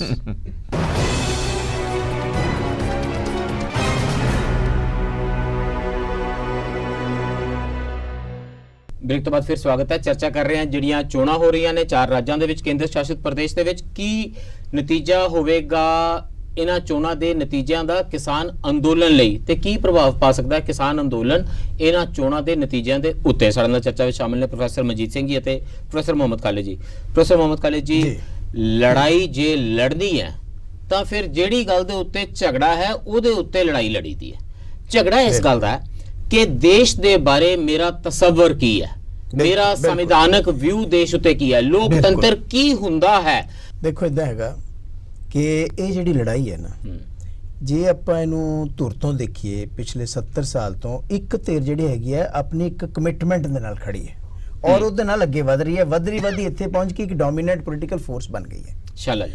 ਦੂਸਰੀ ਪਾਸੇ ਉਹ ਧਿਰਾਂ ਹੈਗੀਆਂ ਜਿਨ੍ਹਾਂ ਦੇ ਹੱਥ ਦੇ ਵਿੱਚ ਇੱਕ ਸੰਵਿਧਾਨ ਸੀਗਾ, ਉਹ ਸੰਵਿਧਾਨ ਉਹਨਾਂ ਨੇ ਖੁਦ ਹੀ ਬਣਾਇਆ ਸੀਗਾ, ਔਰ ਜੋ ਉਹਦੀ ਨੇਚਰ ਸੈਕੂਲਰ ਸੀਗੀ, ਉਹਦੀ ਨੇਚਰ ਜਿਹੜੀ ਸੀਗੀ ਲਿਬਰਟੀ, ਇਕੁਐਲਿਟੀ, ਰਾਈਟ, ਜਸਟਿਸ ਸਾਰਾ ਕੁਝ ਸੀਗਾ ਉਹਦੇ ਵਿੱਚ, ਲੇਕਿਨ ਤੁਸੀਂ ਉਹਨੂੰ ਬਚਾਇਆ ਨਹੀਂ ਬਲਕਿ ਉਹਨੂੰ ਸਿਲੈਕਟਿਵਲੀ ਇੰਟਰਪ੍ਰੇਟ ਕਰਦੇ ਰਹੇ ਆਪਣੀ ਪੋਲੀਟੀਕਲ ਐਕਸਪੀਡੀਐਂਸੀ ਕਰਕੇ, ਜਿਹਦੇ ਨਾਲ ਕੀ ਹੋਇਆ ਤੁਹਾਡੀ ਜਿਹੜੀ ਸੀਗੀ ਕਮਿਟਮੈਂਟ ਦਾ ਲੈਵਲ ਡਾਊਨ ਹੁੰਦਾ ਚਲਾ ਜਾ ਗਿਆ, ਔਰ ਦੂਸਰੇ ਪਾਸੇ ਲੈਵਲ ਜਿਹੜਾ ਸੀਗਾ ਕਮਿਟਮੈਂਟ ਦਾ ਉੱਪਰ। ਮੈਂ ਤੁਹਾਨੂੰ ਇੱਕ ਐਗਜ਼ਾਮਪਲ ਦਿੰਦਾ, Yogi Adityanath chief minister UPO कहता है कि सैकुलरिज्म ਜਿਹੜਾ ਹੈਗਾ ਇਹ ਤਾਂ ਬਹੁਤ ਹੀ ਖਤਰਨਾਕ ਚੀਜ਼ ਹੈ ਇੰਡੀਆ ਦੇ ਵਾਸਤੇ, ਅਗਲੇ ਦੀ ਕਮਿਟਮੈਂਟ ਹੈ, ਲੇਕਿਨ ਤੋ ਉਹਦਾ ਕਾਊਂਟਰ ਆਰਗੂਮੈਂਟ ਕ੍ਰੀਏਟ ਕਰੋ।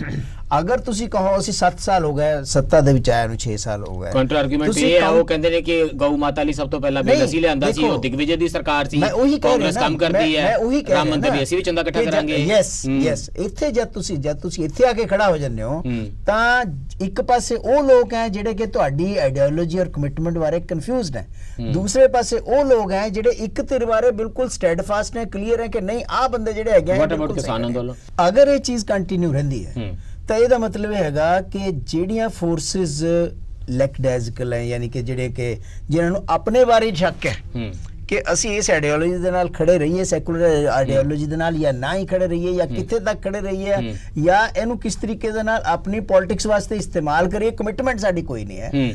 ਅਗਰ ਇਹ ਸਿਚੁਏਸ਼ਨ ਰਹਿੰਦੀ ਹੈ ਤਾਂ ਨੈਚੁਰਲੀ ਜਿਸ ਤਰੀਕੇ ਦੇ ਨਾਲ ਵਾਟ ਅਬਾਊਟ ਕਿਸਾਨ ਅੰਦੋਲਨ ਜਿਨ੍ਹਾਂ ਦਾ ਸਟੇਕ ਘੱਟ ਹੁੰਦਾ, ਜਿਹਨੇ ਸੀਟਾਂ ਨਹੀਂ ਹਾਰਨੀਆਂ, ਜਿਹਦੀਆਂ ਐਮਪੀ ਦੀਆਂ ਸੀਟਾਂ ਨਹੀਂ ਜਾ ਰਹੀਆਂ, ਜਿਹਦੀਆਂ ਐਮਐਲਏ ਨਹੀਂ ਜਾ ਰਹੀਆਂ, ਜਿਨ੍ਹਾਂ ਦੀ ਸਰਕਾਰ ਨਹੀਂ ਬਣ ਜਾਣੀ, ਉਹਨਾਂ ਜਿਹਦਾ ਸਟੇਕ ਘੱਟ ਹੁੰਦਾ ਉਹਦਾ ਬਿਆਨੀਆਂ ਸਭ ਤੋਂ ਜ਼ਿਆਦਾ ਸਪਸ਼ਟ ਤੇ ਇਮਾਨਦਾਰ ਹੁੰਦਾ। ਮੈਂ ਤੁਹਾਨੂੰ ਦੱਸਦਾ ਕਿ ਇਸ ਕਿਸਾਨ ਅੰਦੋਲਨ ਦੀ ਜਿੱਥੇ ਤੱਕ ਗੱਲ ਹੈ ਕਿ ਜਿਸ ਤਰੀਕੇ ਦੇ ਨਾਲ ਇਹ ਖੜਾ ਹੋਇਆ ਕਿਸਾਨ ਅੰਦੋਲਨ, ਔਰ ਇੱਕ ਪਿਓਰਿਟੀ ਦੇ ਨਾਲ ਖੜਾ ਹੋਇਆ ਜਿਹਦੇ ਵਿੱਚ ਕੋਈ ਪੋਲਿਟਿਕਸ ਨਹੀਂ ਸੀ, ਕੋਈ ਪੋਲੀਟੀਕਲ ਮੂਵਮੈਂਟ ਨਹੀਂ, ਉਹਦੇ ਵਿੱਚ ਉਹਨਾਂ ਨੇ ਪੋਲੀਟੀਸ਼ੀਅਨਸ ਨੂੰ ਐਂਟਰ ਨਹੀਂ ਕਰਨ ਦਿੱਤਾ ਬਲਕਿ ਉਹਨਾਂ ਨੂੰ ਭਜਾਇਆ ਉਹ। ਲੇਕਿਨ ਹੌਲੀ ਹੌਲੀ ਕਿਸਾਨ ਅੰਦੋਲਨ ਜਿਹੜਾ ਹੈਗਾ ਉਹ ਇੱਕ ਵਾਟਰ ਟਾਈਟ ਕੰਪਾਰਟਮੈਂਟ ਦੇ ਵਿੱਚ ਨਹੀਂ ਰਿਹਾ, ਉਹਦੇ ਵਿੱਚ ਬਾਕੀ ਚੀਜ਼ਾਂ ਵੀ ਜੁੜਦੀਆਂ ਚਲੀਆਂ ਗਈਆਂ।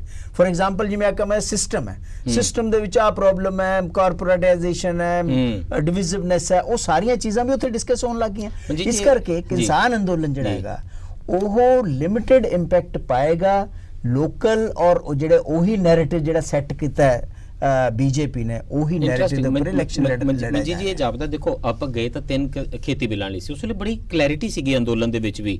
ਸਿੰਘੂ ਟਿਕਰੀ ਬਾਰਡਰ ਤੇ ਤੁਸੀਂ ਬੜੇ ਪਾੜੇ ਬੁੱਧੀਜੀਵੀ ਨੂੰ ਪੁੱਛ ਲਵੋ ਜਾਂ ਸਿੱਧੇ ਸਾਦੇ ਕਿਸਾਨ ਨੂੰ ਪੁੱਛ ਲਵੋ, ਨਿਸ਼ਾਨਾ ਕੀ ਉਹ ਕਹਿੰਦਾ ਜੀ ਇਹ 3 ਖੇਤੀ ਬਿੱਲ ਵਾਪਸ ਕਰਾਣੇ ਨੇ। ਹੁਣ ਤੁਸੀਂ ਕਿਸੇ ਨੂੰ ਰੋਕ ਲਵੋ ਕਹਿੰਦਾ ਜੀ ਅਡਾਨੀਆਂ ਬਾਣੀਆਂ ਨੇ ਔਖੇ ਕਰ ਰੱਖਿਆ, ਉਹ ਕਹਿੰਦਾ ਜੀ ਇਹ ਦੇਸ਼ ਹੀ ਸਿੱਧਾ ਕਰਨ ਵਾਲਾ। ਹੁਣ ਉੱਥੇ ਤੁਹਾਨੂੰ ਲੱਗਦਾ ਹੈ ਵੀ ਇਹ ਜਿਹੜੀਆਂ ਜਿਵੇਂ ਚੋਣਾਂ ਦੇ ਵਿੱਚ ਬਾਰ-ਬਾਰ ਇਹ ਬਹਿਸਾਂ ਆਣਗੀਆਂ, ਲੋਕ ਵਡੇਰੀਆਂ ਬਹਿਸਾਂ ਨਾਲ ਜੁੜ ਰਹੇ ਨੇ, ਅੰਦੋਲਨ ਨੇ ਆਪਣੇ ਆਪ ਨੂੰ ਵੱਡੀਆਂ ਸਟ੍ਰਾਈਕਸ ਦੇ ਨਾਲ ਜੋੜਿਆ, ਵੱਡੀਆਂ ਮੰਗਾਂ ਦੇ ਨਾਲ ਜੋੜਿਆ, ਤੇ ਅਡਾਨੀ ਅੰਬਾਨੀ ਇੱਕ ਨੈਰੇਟਿਵ ਬਣ ਰਿਹਾ, ਤਾਂ ਇਹ ਅੰਦੋਲਨ ਤੁਹਾਡੀ ਗੱਲਬਾਤ ਨੂੰ ਹੋਰ ਜ਼ਿਆਦਾ ਫਿਲਟਰ ਤੇ ਸੁਰਖਰੂ ਕਰ ਦੇਵੇਗਾ, ਤੇ ਹੁਣ ਇਹ ਕਹਿਣਾ ਮੁਸ਼ਕਲ ਹੋ ਜਾਵੇਗਾ ਕਿ ਅਸੀਂ 3 ਖੇਤੀ ਬਿੱਲਾਂ ਤੱਕ ਆ, ਹੁਣ ਇਹ ਚੋਣਾਂ ਵੀ ਬੀਤ ਜਾਣਗੀਆਂ ਤੇ ਇਵੈਂਚੁਅਲ ਇਹ ਨੈਰੇਟਿਵ ਬਣੇਗਾ। ਦੇਖੋ ਮੈਂ ਬੜਾ ਸਾਫ਼ ਐਸਪੀ ਸਿੰਘ ਚੀਜ਼ਾਂ ਨੂੰ ਦੇਖ ਸਕਦਾ, ਦੇਖ ਰਿਹਾ। ਇਹ 3 ਬਿੱਲਾਂ ਤੋਂ ਹੀ ਚੱਲਿਆ ਸੀ, ਇੰਜ ਹੀ ਚੱਲਣਾ ਚਾਹੀਦਾ ਸੀ। ਜਿਉਂ ਹੀ ਅਸੀਂ ਸ਼ੰਭੂ ਬਾਰਡਰ ਤੋਂ ਕ੍ਰਾਸ ਕਰ ਗਏ ਸੀ ਤੇ ਉਦਣ ਇਹ ਜਨ ਅੰਦੋਲਨ ਬਣ ਗਿਆ ਸੀ। ਹੁਣ ਕਿਸਾਨ ਕਹਿ ਰਹੇ ਸੀਗੇ ਕਿ ਇਹਨਾਂ ਨੂੰ ਇੱਥੇ ਬੈਠਣਾ ਸੀ, ਤੇ ਜਿਹੜੀ ਬਾਕੀ ਨੌਜਵਾਨ ਕਹਿ ਰਹੇ ਸੀ ਕਿ ਅਸੀਂ ਦਿੱਲੀ ਤੱਕ ਪਹੁੰਚਣਾ। ਤਾਂ ਉਹਦਾ ਜਿਹੜਾ ਨੈਰੇਟਿਵ ਆ, ਜਾਂ ਇਹ ਇਕੱਲਾ ਕਿਸਾਨਾਂ ਦੇ ਕੰਟਰੋਲ ਦੀ ਜਾਂ ਕਿਸਾਨ ਗਾਈਡਡ ਕਿਸਾਨ ਲੈਡ, ਉਹ ਨਹੀਂ ਸੀ ਰਹਿ ਗਿਆ।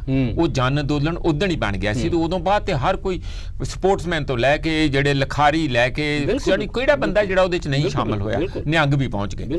ਜਾਨੀ ਉਹ ਸਾਰਾ ਜਨ ਅੰਦੋਲਨ ਤੋਂ ਇਹ ਅਗਲੀ ਸਟੇਜ ਆਈ ਆ। ਹੁਣ ਜਿਹੜੀ ਤੀਜੀ ਸਟੇਜ ਜਿਹੜੀ ਹੈ ਜਨ ਅੰਦੋਲਨ ਦੇ ਵਿੱਚ, ਉਹਦੀ ਜਿਹੜਾ ਪਹਿਲਾਂ ਸ਼ੁਰੂ ਚ ਅਸੀਂ ਕਹਿੰਦੇ ਸੀ ਕਿ ਅਸੀਂ ਤੇ ਪੋਲਿਟਿਕਸ ਤੋਂ ਦੂਰ ਰਹਿਣਾ, ਸਾਡਾ ਤੇ ਇੱਥੇ ਤੱਕ ਸੀਮਤ ਹੈ, ਉਹਨਾਂ ਨੂੰ ਹੌਲੀ ਹੌਲੀ ਉਹਨੇ ਇਵੋਲਵ ਹੋ ਰਹੀ ਹੈ ਪੋਲੀਟੀਕਲ ਕੌਨਸ਼ੀਅਸਨੈਸ ਕਿ ਇੰਜ ਤੇ ਕੰਮ ਚੱਲਣਾ ਨਹੀਂ। ਇਹਨਾਂ ਦੇ ਪਿੱਛੇ ਤੇ ਉਹ ਬੈਠੇ ਆ 2 ਮਗਰਮੱਛ ਜਿਹੜੇ ਇਹਨਾਂ ਨੂੰ ਸਾਰਾ ਦਬਾ ਕੇ ਕਰ ਰਹੇ ਆ, ਉਹਨਾਂ ਨੇ ਉਹਨਾਂ ਤੇ ਵੀ ਹਮਲਾ ਕੀਤਾ। ਜਿਉਂ ਹੀ ਹਮਲਾ ਹੁਣ ਉਹਨਾਂ ਤੇ ਕੀਤਾ ਤੇ ਉਹ ਬੀਜੇਪੀ ਤੇ ਹਮਲਾ ਗਿਆ, ਔਰ ਇਸ ਕਰਕੇ ਟੂ ਦੈਟ ਐਕਸਟੈਂਟ ਪੋਲਿਟਿਕਸ ਹੋ ਗਈ। ਤੁਸੀਂ ਅੱਗੇ ਮੈਨੂੰ ਪਿਛਲੀ ਵਾਰੀ ਕਿਹਾ ਸੀ ਫਿਰ ਤੁਸੀਂ ਦੇ ਡਿਫੈਂਸਿਵ ਲੜਾਈ ਲੜ ਰਹੇ ਆ, ਅਸਲ ਮੁੱਦਿਆਂ ਦੀ ਤੇ ਲੜਾਈ ਲੜ ਨਹੀਂ ਰਹੇ। ਮੈਨੂੰ ਪਿਛਲੇ ਸਵਾਲ ਦੇ ਜਵਾਬ 'ਚ ਇਹ ਗੱਲ ਕਹੀ।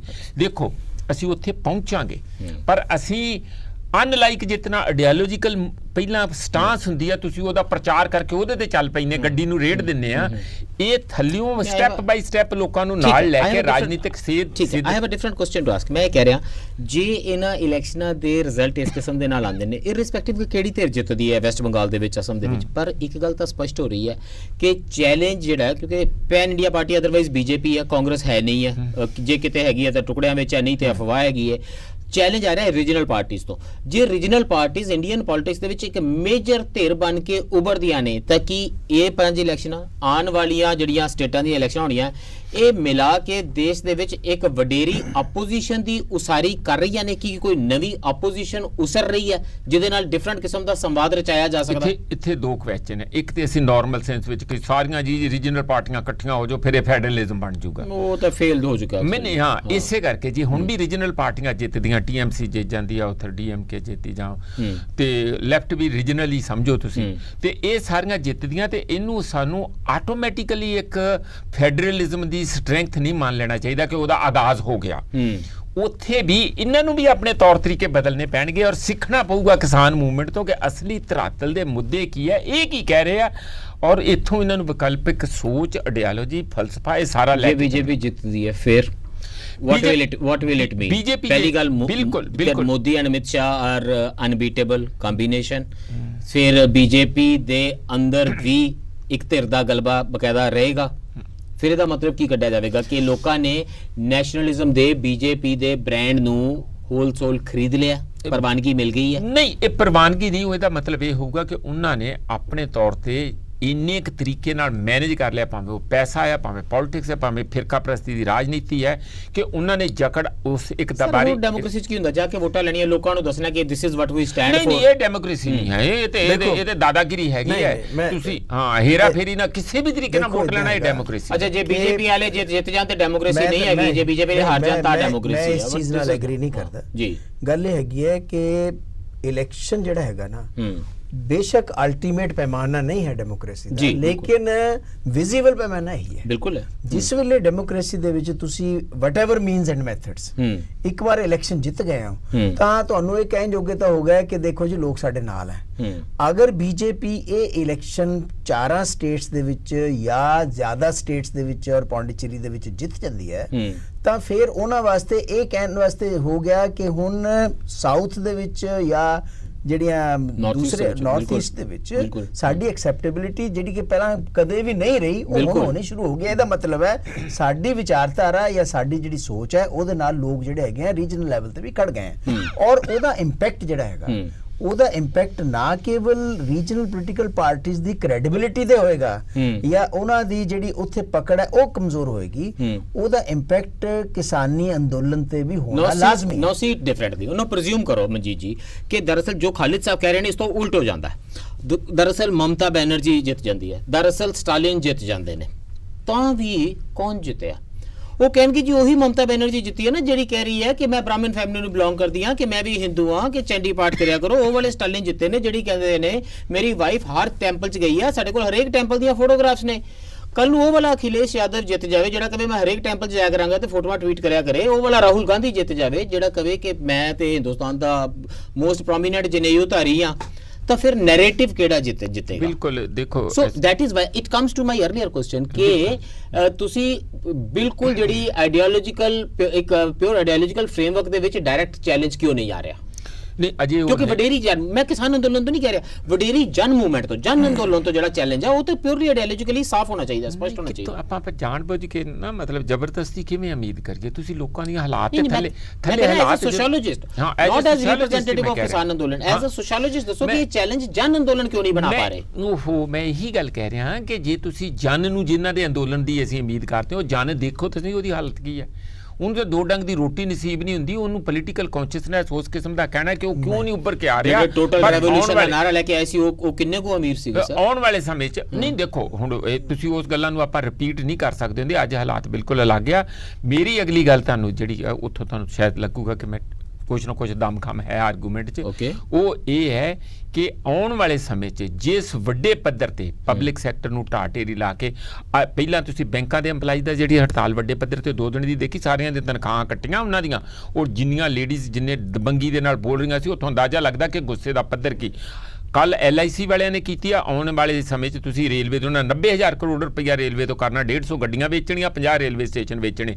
ਇਹ ਸਾਰੇ ਬੰਦੇ ਕੁੱਲ ਮਿਲਾ ਕੇ BSNL ਦਾ ਵੀ ਦੇਖ ਲਿਓ, ਉਹਨਾਂ ਦੇ 80,000 ਜਿਹੜੇ ਬੰਦੇ VRS ਵਿੱਚ ਕੱਢਤੇ BSNL ਦੇ, ਇਹ ਸਾਰੇ ਬੰਦੇ ਇਕੱਠੇ ਹੋ ਕੇ ਇਹ ਅੰਦੋਲਨ ਬਣ ਰਿਹਾ, ਆਲਰੇਡੀ ਬਣ ਜੂਗਾ, ਕਿਉਂਕਿ ਜਿੰਨੀ ਇਹ ਸੈਂਟਰਲਾਈਜੇਸ਼ਨ ਕਰ ਰਹੇ ਆ, ਭਾਵੇਂ ਉਹ ਆਰਥਿਕ ਤੌਰ ਤੇ, ਰਾਜਨੀਤਿਕ ਤੌਰ ਤੇ, ਵਿਦਨ BJP ਇੰਨੀ ਕਰ ਰਹੇ ਦਾਦਾਗਿਰੀ, ਇਸ ਨੂੰ ਚਲਾਉਣਾ ਲੰਬੇ ਦੌਰ 'ਚ ਮੁਸ਼ਕਲ ਆ। ਔਰ ਉਹਦੇ ਵਿੱਚੋਂ ਹੀ ਜਿਹੜਾ ਤੁਹਾਡਾ ਰੀਜਨਲ ਪਾਰਟੀਆਂ ਦਾ ਆ, ਬਿਲਕੁਲ ਉਹਨਾਂ ਨੂੰ ਵੀ ਨਵੇਂ ਤਰੀਕੇ ਨਾਲ ਨਵੇਂ ਡਿਸਕੋਰਸ ਵਿੱਚ ਆਉਣਾ ਪਊਗਾ, ਨਹੀਂ ਤੇ ਉਹ ਆਪਣੇ ਆਪ ਹੀ ਹੌਲੀ ਹੌਲੀ ਇੱਕ ਨਵੇਂ ਦਬਾਅ 'ਚ ਇੱਕ ਵਿਕਲਪ ਦੇ ਨਵਾਂ ਡਿਸਕੋਰਸ ਤੇ ਹੈ ਨਹੀਂ ਹੈ ਨਾ, ਦੈਟ ਇਜ਼ ਦਾ ਕੁਐਸਚਨ, ਨਵਾਂ ਡਿਸਕੋਰਸ ਹੈ ਨਹੀਂ ਹੈ। ਆਰ ਵੀ ਅਪੋਜ਼ਿੰਗ ਦਾ ਆਪੋਨੈਂਟ? ਮੈਂ ਤੁਹਾਨੂੰ ਦੱਸਦਾ, ਵਿਰੋਧੀ ਦਾ ਵਿਰੋਧ ਵੀ ਕਰ ਰਹੇ ਆ। ਇੱਥੇ ਵਿਰੋਧਤਾ ਤਾਂ ਇਸ ਵੇਲੇ ਹੈ ਨਹੀਂ, ਵਿਰੋਧਤਾ ਨਹੀਂ ਹੈ।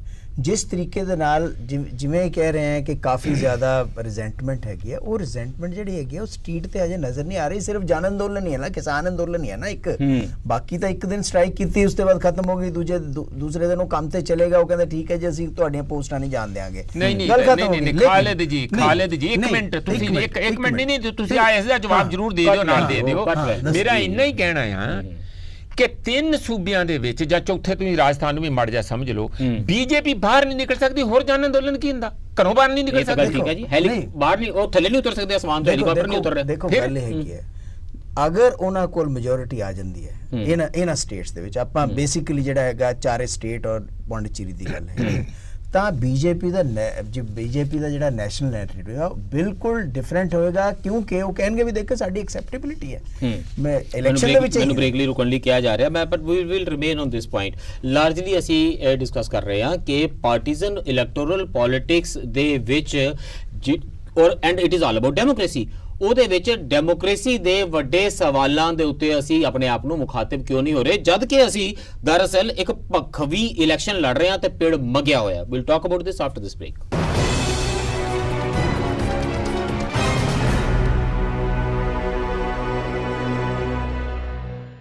ਬ੍ਰੇਕ ਤੋਂ ਬਾਅਦ ਫਿਰ ਸਵਾਗਤ ਹੈ। ਚਰਚਾ ਕਰ ਰਹੇ ਹਾਂ ਜਿਹੜੀਆਂ ਚੁਣਾਵੀ ਪੇੜ ਭਖਿਆ ਹੋਇਆ 4 ਰਾਜਾਂ ਦੇ ਵਿੱਚ, ਇੱਕ ਕੇਂਦਰ ਸ਼ਾਸਿਤ ਪ੍ਰਦੇਸ਼ ਦੇ ਵਿੱਚ, ਤੇ ਦੂਸਰੇ ਪਾਸੇ ਅੰਦੋਲਨ ਮਗਿਆ ਹੋਇਆ ਕਿਸਾਨਾਂ ਦਾ। ਅੰਦੋਲਨ ਚੋਣਾਂ ਨੂੰ ਕਿੱਦਾਂ ਪ੍ਰਭਾਵਿਤ ਕਰ ਰਿਹਾ ਤੇ ਚੋਣਾਂ ਦੇ ਨਤੀਜੇ ਅੰਦੋਲਨ ਨੂੰ ਕੱਲ ਨੂੰ ਕਿਵੇਂ ਪ੍ਰਭਾਵਿਤ ਕਰ ਸਕਦੇ ਨੇ? ਸਾਡੇ ਨਾਲ ਚਰਚਾ ਵਿੱਚ ਸ਼ਾਮਲ ਨੇ ਪ੍ਰੋਫੈਸਰ ਮਨਜੀਤ ਸਿੰਘ ਜੀ ਅਤੇ ਪ੍ਰੋਫੈਸਰ ਮੁਹੰਮਦ ਖਾਲਿਦ ਜੀ। ਮਨਜੀਤ ਜੀ, ਵਟ ਵੀ ਵਰ ਡਿਸਕਸਿੰਗ ਇਜ਼ ਦਿਸ, ਤੁਸੀਂ ਚੋਣਾਂ ਵਿਰੋਧੀ ਪਾਰਟੀਆਂ ਲੜ ਰਹੀਆਂ ਨੇ, BJP ਉਸ ਘੋਲ ਦੇ ਵਿੱਚ ਹੈ, ਕਿਸਾਨ ਅੰਦੋਲਨ ਉਹਨਾਂ ਚੋਣਾਂ ਵਿੱਚ ਜਾ ਕੇ ਇੱਕ ਇੰਟਰਵੈਂਸ਼ਨ ਕਰ ਰਿਹਾ। ਕਿਸਾਨ ਅੰਦੋਲਨ ਆਪਣੀ ਇੰਟਰਵੈਂਸ਼ਨ ਨੂੰ ਵਡੇਰਿਆਂ ਵੀ ਕਰ ਰਿਹਾ, ਵਾਈਡਰ ਵੀ ਕਰ ਰਿਹਾ, ਉਹ ਮੁਲਾਜ਼ਮਾਂ ਦੇ ਨਾਲ ਵੀ ਜੁੜ ਰਿਹਾ, ਉਹਦੇ 'ਚ ਹੋਰ ਬਹੁਤ ਸਾਰੀਆਂ ਮੂਵਮੈਂਟਸ ਜੁੜ ਰਹੀਆਂ ਨੇ। LIC ਦੀ ਵੱਡੀ ਸਾਰੀ ਸਟ੍ਰਾਈਕ ਹੁੰਦੀ ਹੈ, ਪੂਰੇ ਦੇਸ਼ ਦੇ ਵਿੱਚ ਬੈਂਕਾਂ ਵਾਲਿਆਂ ਦੀ ਇੱਕ ਵੱਡੀ ਹੜਤਾਲ ਰਹਿੰਦੀ ਹੈ, ਬੜਾ ਜ਼ਬਰਦਸਤ ਹੁਲਾਰਾ ਹੈ। ਦੇਸ਼ ਦੇ ਵਿੱਚ ਇੱਕ ਇਹ ਨੈਰੇਟਿਵ ਵੀ ਜਾ ਪਾਇਆ ਕਿ ਠੀਕ ਹੈ, ਇੱਕ ਕਾਰਪੋਰੇਟਾਈਜੇਸ਼ਨ ਦਾ ਸਾਡੇ ਤੇ ਇੱਕ ਗਲਬਾ ਹੈ, ਗਲੋਬਲ ਕੈਪੀਟਲ ਦੀ ਇੱਕ ਇੰਟਰਵੈਂਸ਼ਨ ਹੈ, ਦੇਸ਼ ਦੇ ਲੋਕਾਂ ਦੇ ਜਿਹੜੇ ਸੁਪਨੇ ਸੀ, ਉਹਨਾਂ ਦੇ ਰੋਜ਼ਗਾਰ, ਰੋਜ਼ੀ ਰੋਟੀ ਦੇ ਸਵਾਲ, ਇਹ ਵਡੇਰੇ ਸਵਾਲ ਬਣ ਕੇ ਉੱਭਰ ਰਹੇ ਨੇ। ਯੈਸ, ਦ ਅਦਰ ਕੁਐਸਚਨ ਵਾਸ, ਜਿਹੜਾ ਤੁਸੀਂ ਸਾਨੂੰ ਉਮਰ ਭਰ ਪੜਾਇਆ ਕਨਸਟੀਟਿਊਸ਼ਨ ਦੀ ਪਹਿਲੀ ਲਾਈਨ ਤੋਂ ਲੈ ਕੇ, ਕਿ ਤੁਸੀਂ ਲਿਬਰਟੀ ਲਈ, ਜਸਟਿਸ ਲਈ, ਇਕੁਐਲਿਟੀ ਲਈ, ਫਰੈਟਰਨਿਟੀ ਲਈ ਲੜਾਈ ਲੜਨੀ ਹੈ। ਜਿਸ ਵੇਲੇ ਉਹਨਾਂ ਸਵਾਲਾਂ ਦੀ ਗੱਲ ਆਉਂਦੀ ਹੈ, ਉਸ ਵੇਲੇ ਨੈਰੇਟਿਵ ਵੀਕ ਪੈਂਦੇ ਨੇ, ਕਿਉਂਕਿ ਪ੍ਰੈਗਮੈਟਿਕਲੀ ਉਹ ਇਸ ਵੇਲੇ ਸੂਟ ਨਹੀਂ ਕਰਦਾ। ਮੈਂ ਲੰਬਾ ਕਰਨਾ ਸਵਾਲ ਨੂੰ, ਵੈਸੇ ਤਾਂ ਮੈਂ ਬਤਾ ਰਹਾ ਹਾਂ ਥੋੜਾ ਜਿਹਾ ਸਵਾਲ ਨੂੰ ਲੰਬਿਆ ਕਰਨ ਲਈ।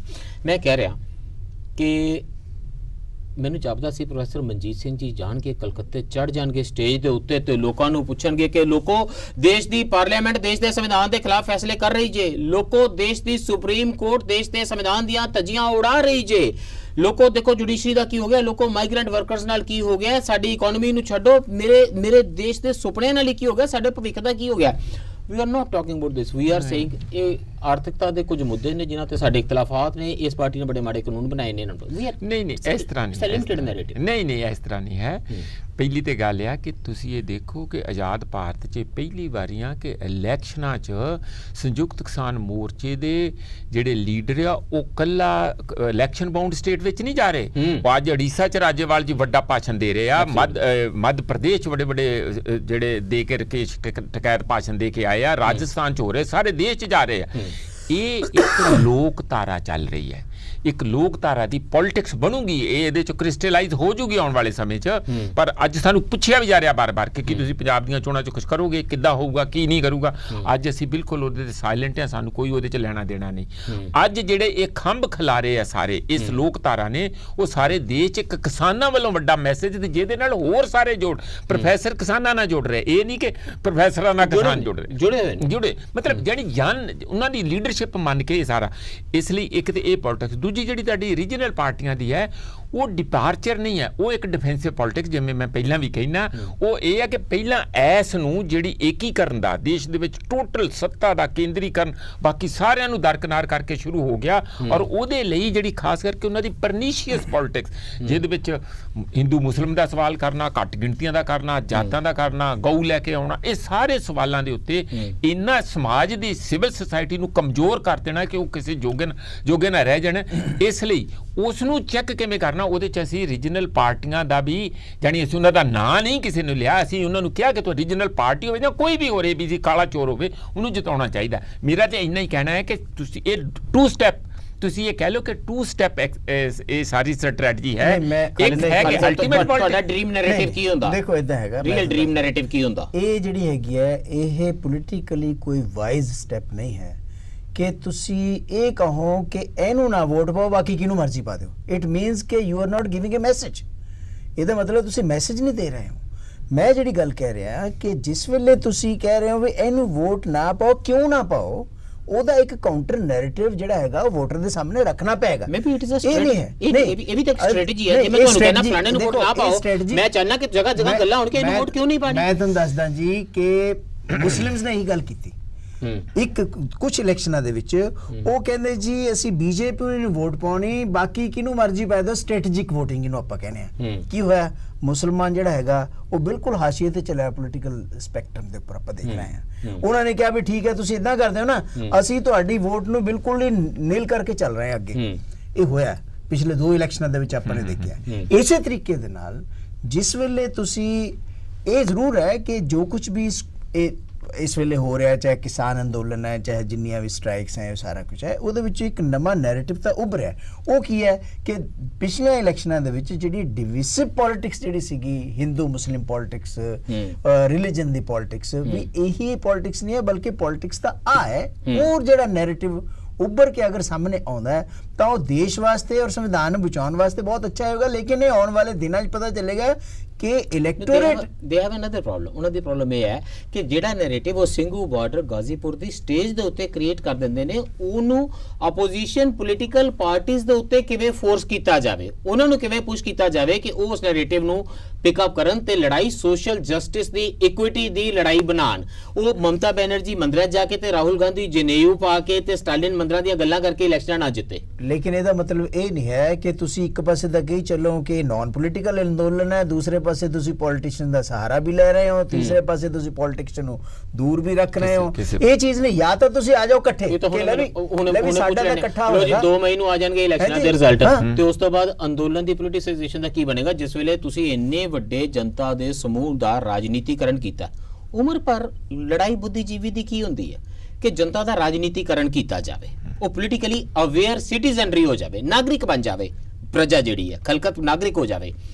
ਇੱਕ ਵਾਰੀ ਉਹ ਹੋ ਗਈ, ਇੱਕ ਵਾਰੀ ਉਹ ਸਵਾਲ ਪੁੱਛਣ ਲੱਗ ਪਈ। ਸਵਾਲ ਤਾਂ ਤੁਸੀਂ ਉਹਨਾਂ ਨੂੰ ਐਡਾ ਔਖਾ ਸਿਲੇਬਸ ਪੜ੍ਹਾ ਦਿੱਤਾ ਅਡਾਨੀਆਂ ਅੰਬਾਨੀਆਂ ਵਾਲਾ, ਤੇ ਫਿਰ ਉਹ ਇਹ ਬਰਦਾਸ਼ਤ ਕਰਨਗੇ ਕਿ ਹੁਣ ਕਿਸਾਨ ਨੇਤਾ ਆ ਕੇ ਕਹਿਣ ਕਿ ਅਸੀਂ ਤਾਂ ਜੀ ਗੈਰ ਰਾਜਨੀਤੀਕਰਨ ਕਰਾਂਗੇ, ਇਹ ਤਾਂ ਸਾਨੂੰ ਪਤਾ ਨਹੀਂ ਜੀ ਕਿਹਨੂੰ ਵੋਟ ਪਾਓ। ਇੱਥੇ ਨਹੀਂ ਟਿਕੂਗੀ, ਇਹ ਬਿਲਕੁਲ ਨਹੀਂ ਟਿਕੇਗੀ, ਨਹੀਂ ਟਿਕੇਗੀ। ਨਾ coming back as a political party ਨਹੀਂ ਟਿਕੂਗੀ। ਪਰ ਤੁਸੀਂ ਵਾਪਸ ਇੱਕ ਰਾਜਨੀਤਿਕ ਪਾਰਟੀ ਬਣ ਕੇ ਆ ਰਹੇ ਹੋ। ਸਾਨੂੰ ਨਹੀਂ ਕੋਈ ਇਹੋ ਜਿਹੀ ਗੱਲ ਇਸ ਤਰ੍ਹਾਂ ਆਪਾਂ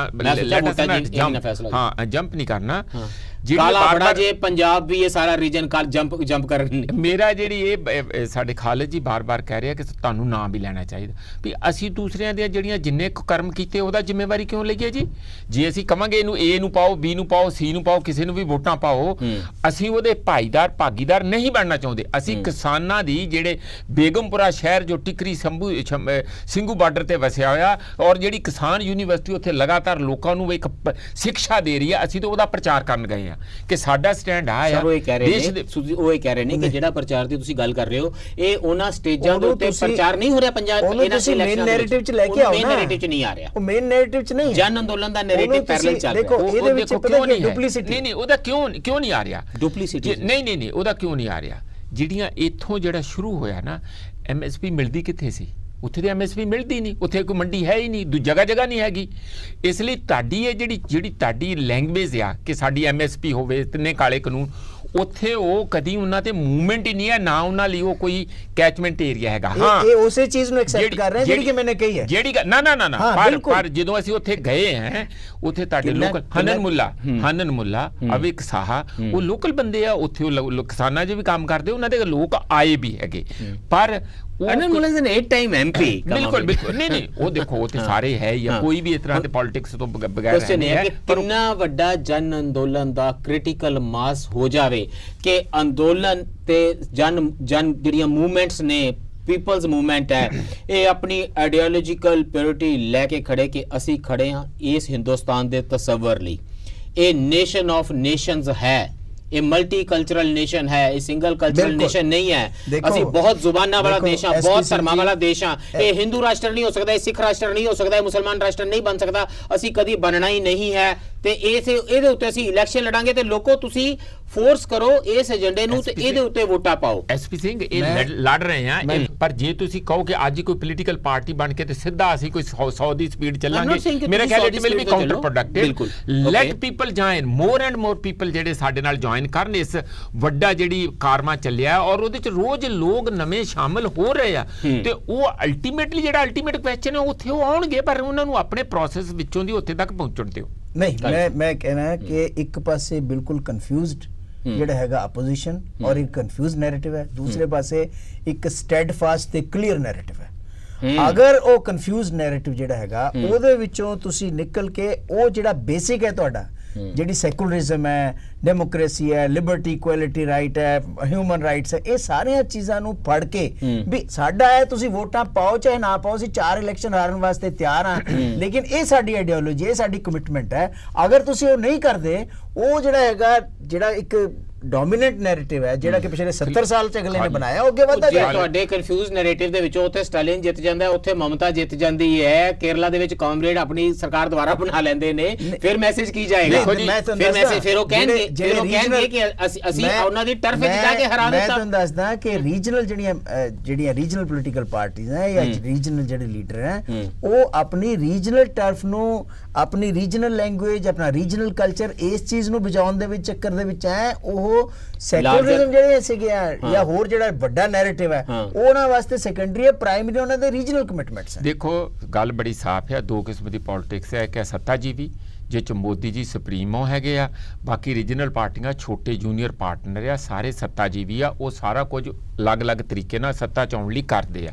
ਸਾਡਾ ਇਹ ਏਜੰਡਾ ਨਹੀਂ ਹੈ। ਸਾਡਾ ਤਰ੍ਹਾਂ ਤੁਸੀਂ ਠੀਕ ਬਣਾਈਆਂ। ਹੁਣ ਇਹਦੇ ਨਾਲ ਮੈਂ ਸਹਿਮਤ ਹਾਂ ਕਿ ਇੱਕ ਸੱਤਾਜੀਵੀ ਨੇ ਤੇ ਇੱਕ ਅੰਦੋਲਨ ਜੀਵੀ ਨੇ। ਅੰਦੋਲਨ ਜੀਵੀ ਹੈ, ਔਰ ਅੰਦੋਲਨ ਜੀਵੀਆਂ ਦਾ ਇਹਨਾਂ ਦੀ ਗੱਲ ਨਾਲ ਮੈਂ ਮੰਨਦਾ ਕਿ ਅਸੀਂ ਕੋਈ ਬਹੁਤ ਵੱਡਾ ਤੂਫਾਨ ਭਾਵੇਂ ਦੇਸ਼ 'ਚ ਨਾ ਖੜਾ ਕੀਤਾ ਹੋਵੇ, ਪਰ ਜੋ ਬੀਜ ਅਸੀਂ ਬੀਜ ਰਹੇ ਹਾਂ, ਜੋ ਸਾਡੀ ਆਵਾਜ਼ ਦੇਸ਼ਾਂ ਵਿਦੇਸ਼ਾਂ ਤੇ ਯਾਨੀ ਹੋਰੇ ਤੋਂ ਵੱਧ ਕੀ ਹੁੰਦਾ, ਤੂਫਾਨ ਤਾਂ ਖੜਾ ਕੀਤਾ ਦੇਸ਼, ਬ੍ਰਿਟਿਸ਼ ਪਾਰਲੀਮੈਂਟ, ਤੂਫਾਨ ਤਾਂ ਖੜਾ ਕਰ ਦਿੱਤਾ ਦੇਸ਼ ਦੇ ਵਿੱਚ। ਬਸ ਉਹਨਾਂ ਦੀ ਤਮੰਨਾ ਸਿਰਫ ਇੰਨੀ ਸੀ ਵੀ ਜੇ ਇੰਨਾ ਤੂਫਾਨ ਖੜਾ ਕਰ ਦਿੱਤਾ ਤਾਂ ਫਿਰ ਤੂਫਾਨ ਆਪਣੇ ਨੈਰੇਟਿਵ ਨੂੰ ਫੋਰਸ ਕਰ ਦੇਵੇ ਪੋਲੀਟੀਕਲ ਪਾਰਟੀਆਂ ਦੇ ਉੱਤੇ। ਕਰਨਾ ਚਾਹੀਦਾ, ਐਬਸੋਲੂਟਲੀ ਕਰਨਾ ਚਾਹੀਦਾ। ਟਾਈਮ ਲੱਗੂਗਾ, ਦੇਖੋ ਸਹੀ ਆਉਣ ਵਾਲੇ ਸਮੇਂ 'ਚ ਹੋਊਗਾ। ਆਉਣ ਵਾਲੇ ਸਮੇਂ 'ਚ ਕਹਿੰਦੇ ਦੇਖੋ ਦਿਨ ਮਨਾ ਰਹੇ ਇਨਕਲਾਬੀ ਦਾ, ਸਾਡੇ ਸਮਿਆਂ ਦੇ ਕੰਟੈਂਪਰੇਰੀ ਸਮਿਆਂ ਦੇ ਰੀਅਲ ਬਗਾਵਤੀ ਦਾ ਦਿਨ ਮਨਾ ਰਹੇ ਸੀ। 23 ਮਾਰਚ ਆ ਰਹੀ ਹੈ, ਜੇ ਸ਼ਹੀਦ ਭਗਤ ਸਿੰਘ ਦਾ ਦਿਨ ਮਨਾ ਰਹੇ ਹਾਂ ਤੇ ਫਿਰ ਉਹ ਵਡੇਰੇ ਸਵਾਲ ਵੀ ਆਣਗੇ, ਪਰ ਫਿਲਹਾਲ ਕੋਈ ਨਤੀਜਾ ਇਹੋ ਜਿਹਾ ਵੀ ਆ ਸਕਦਾ ਹੈ ਕਿ ਅੰਦੋਲਨ ਨੇ ਫਿਰ ਅੱਗੋਂ ਕੀ ਕਰਨਾ ਹੈ। ਇਹ ਬਹੁਤ ਜ਼ਬਰਦਸਤ ਸਵਾਲ, ਜ਼ਬਰਦਸਤ ਨੈਰੇਟਿਵ ਜਿਹੜਾ ਉਹ ਅਚਾਨਕ ਲੋਕ ਪਿੜ ਦੇ ਵਿੱਚ ਆ ਸਕਦਾ ਹੈ। ਦੇਖੋ there are full stops, there are commas not full stops. Politics ਜਿਹੜੀ ਹੈਗੀ ਆ ਉਹ ਚੱਲਦੀ ਰਹਿੰਦੀ ਹੈ ਔਰ ਇਹ ਵੀ ਇਵੋਲਵ ਵੀ ਹੁੰਦੀ ਰਹਿੰਦੀ ਹੈ। ਇਹ ਕਿੱਧਰ ਨੂੰ ਜਾਏਗੀ ਇਹ ਇਲੈਕਸ਼ਨ ਜਿਹੜਾ ਹੈਗਾ ਦੱਸੇਗਾ। 5 ਸਟੇਟ, 4 ਸਟੇਟ ਛੋਟੇ ਨਹੀਂ ਹੁੰਦੇ, ਔਰ ਉਹ ਇੱਕ ਚੀਜ਼ ਦੀ ਗਾਰੰਟੀ ਦੇ ਰਹੇ ਨੇ, ਉਹ ਕਹਿੰਦੇ ਨੇ 2 ਮਈ ਨੂੰ ਜਿਹੜਾ ਮਰਜ਼ੀ ਰਿਜ਼ਲਟ ਆ ਜਾਏ, ਸਿੰਘੂ ਠੀਕਰੀ ਗਾਜ਼ੀਪੁਰ ਬਾਰਡਰ ਤੇ ਸਟੇਜ ਸਜੀ ਰਹੇਗੀ। ਬਿਲਕੁਲ ਉਹ ਰਹੇਗੀ, ਉਹ ਦੈਟ ਵੀ ਐਗਰੀ। ਉਹ ਬਸ ਫਿਰ ਸੱਤਾ ਜੀਵੀ ਤੇ ਅੰਦੋਲਨ ਜੀਵੀਆਂ ਵਾਲੀ ਜਿਹੜੀ ਲਕੀਰ ਹੈ ਉਹ ਖਿੱਚੀ ਰਹੇਗੀ। ਲੋ ਇੱਕ ਨਤੀਜਾ ਤੇ ਅਸੀਂ ਕੱਢ ਦਿੱਤਾ, ਬਾਕੀ ਤੇ 2 ਮਈ ਨੂੰ। ਅੱਜ ਲਈ ਇੰਨਾ ਹੀ, ਧੰਨਵਾਦ ਤੇ ਰੱਬ ਰਾਖਾ।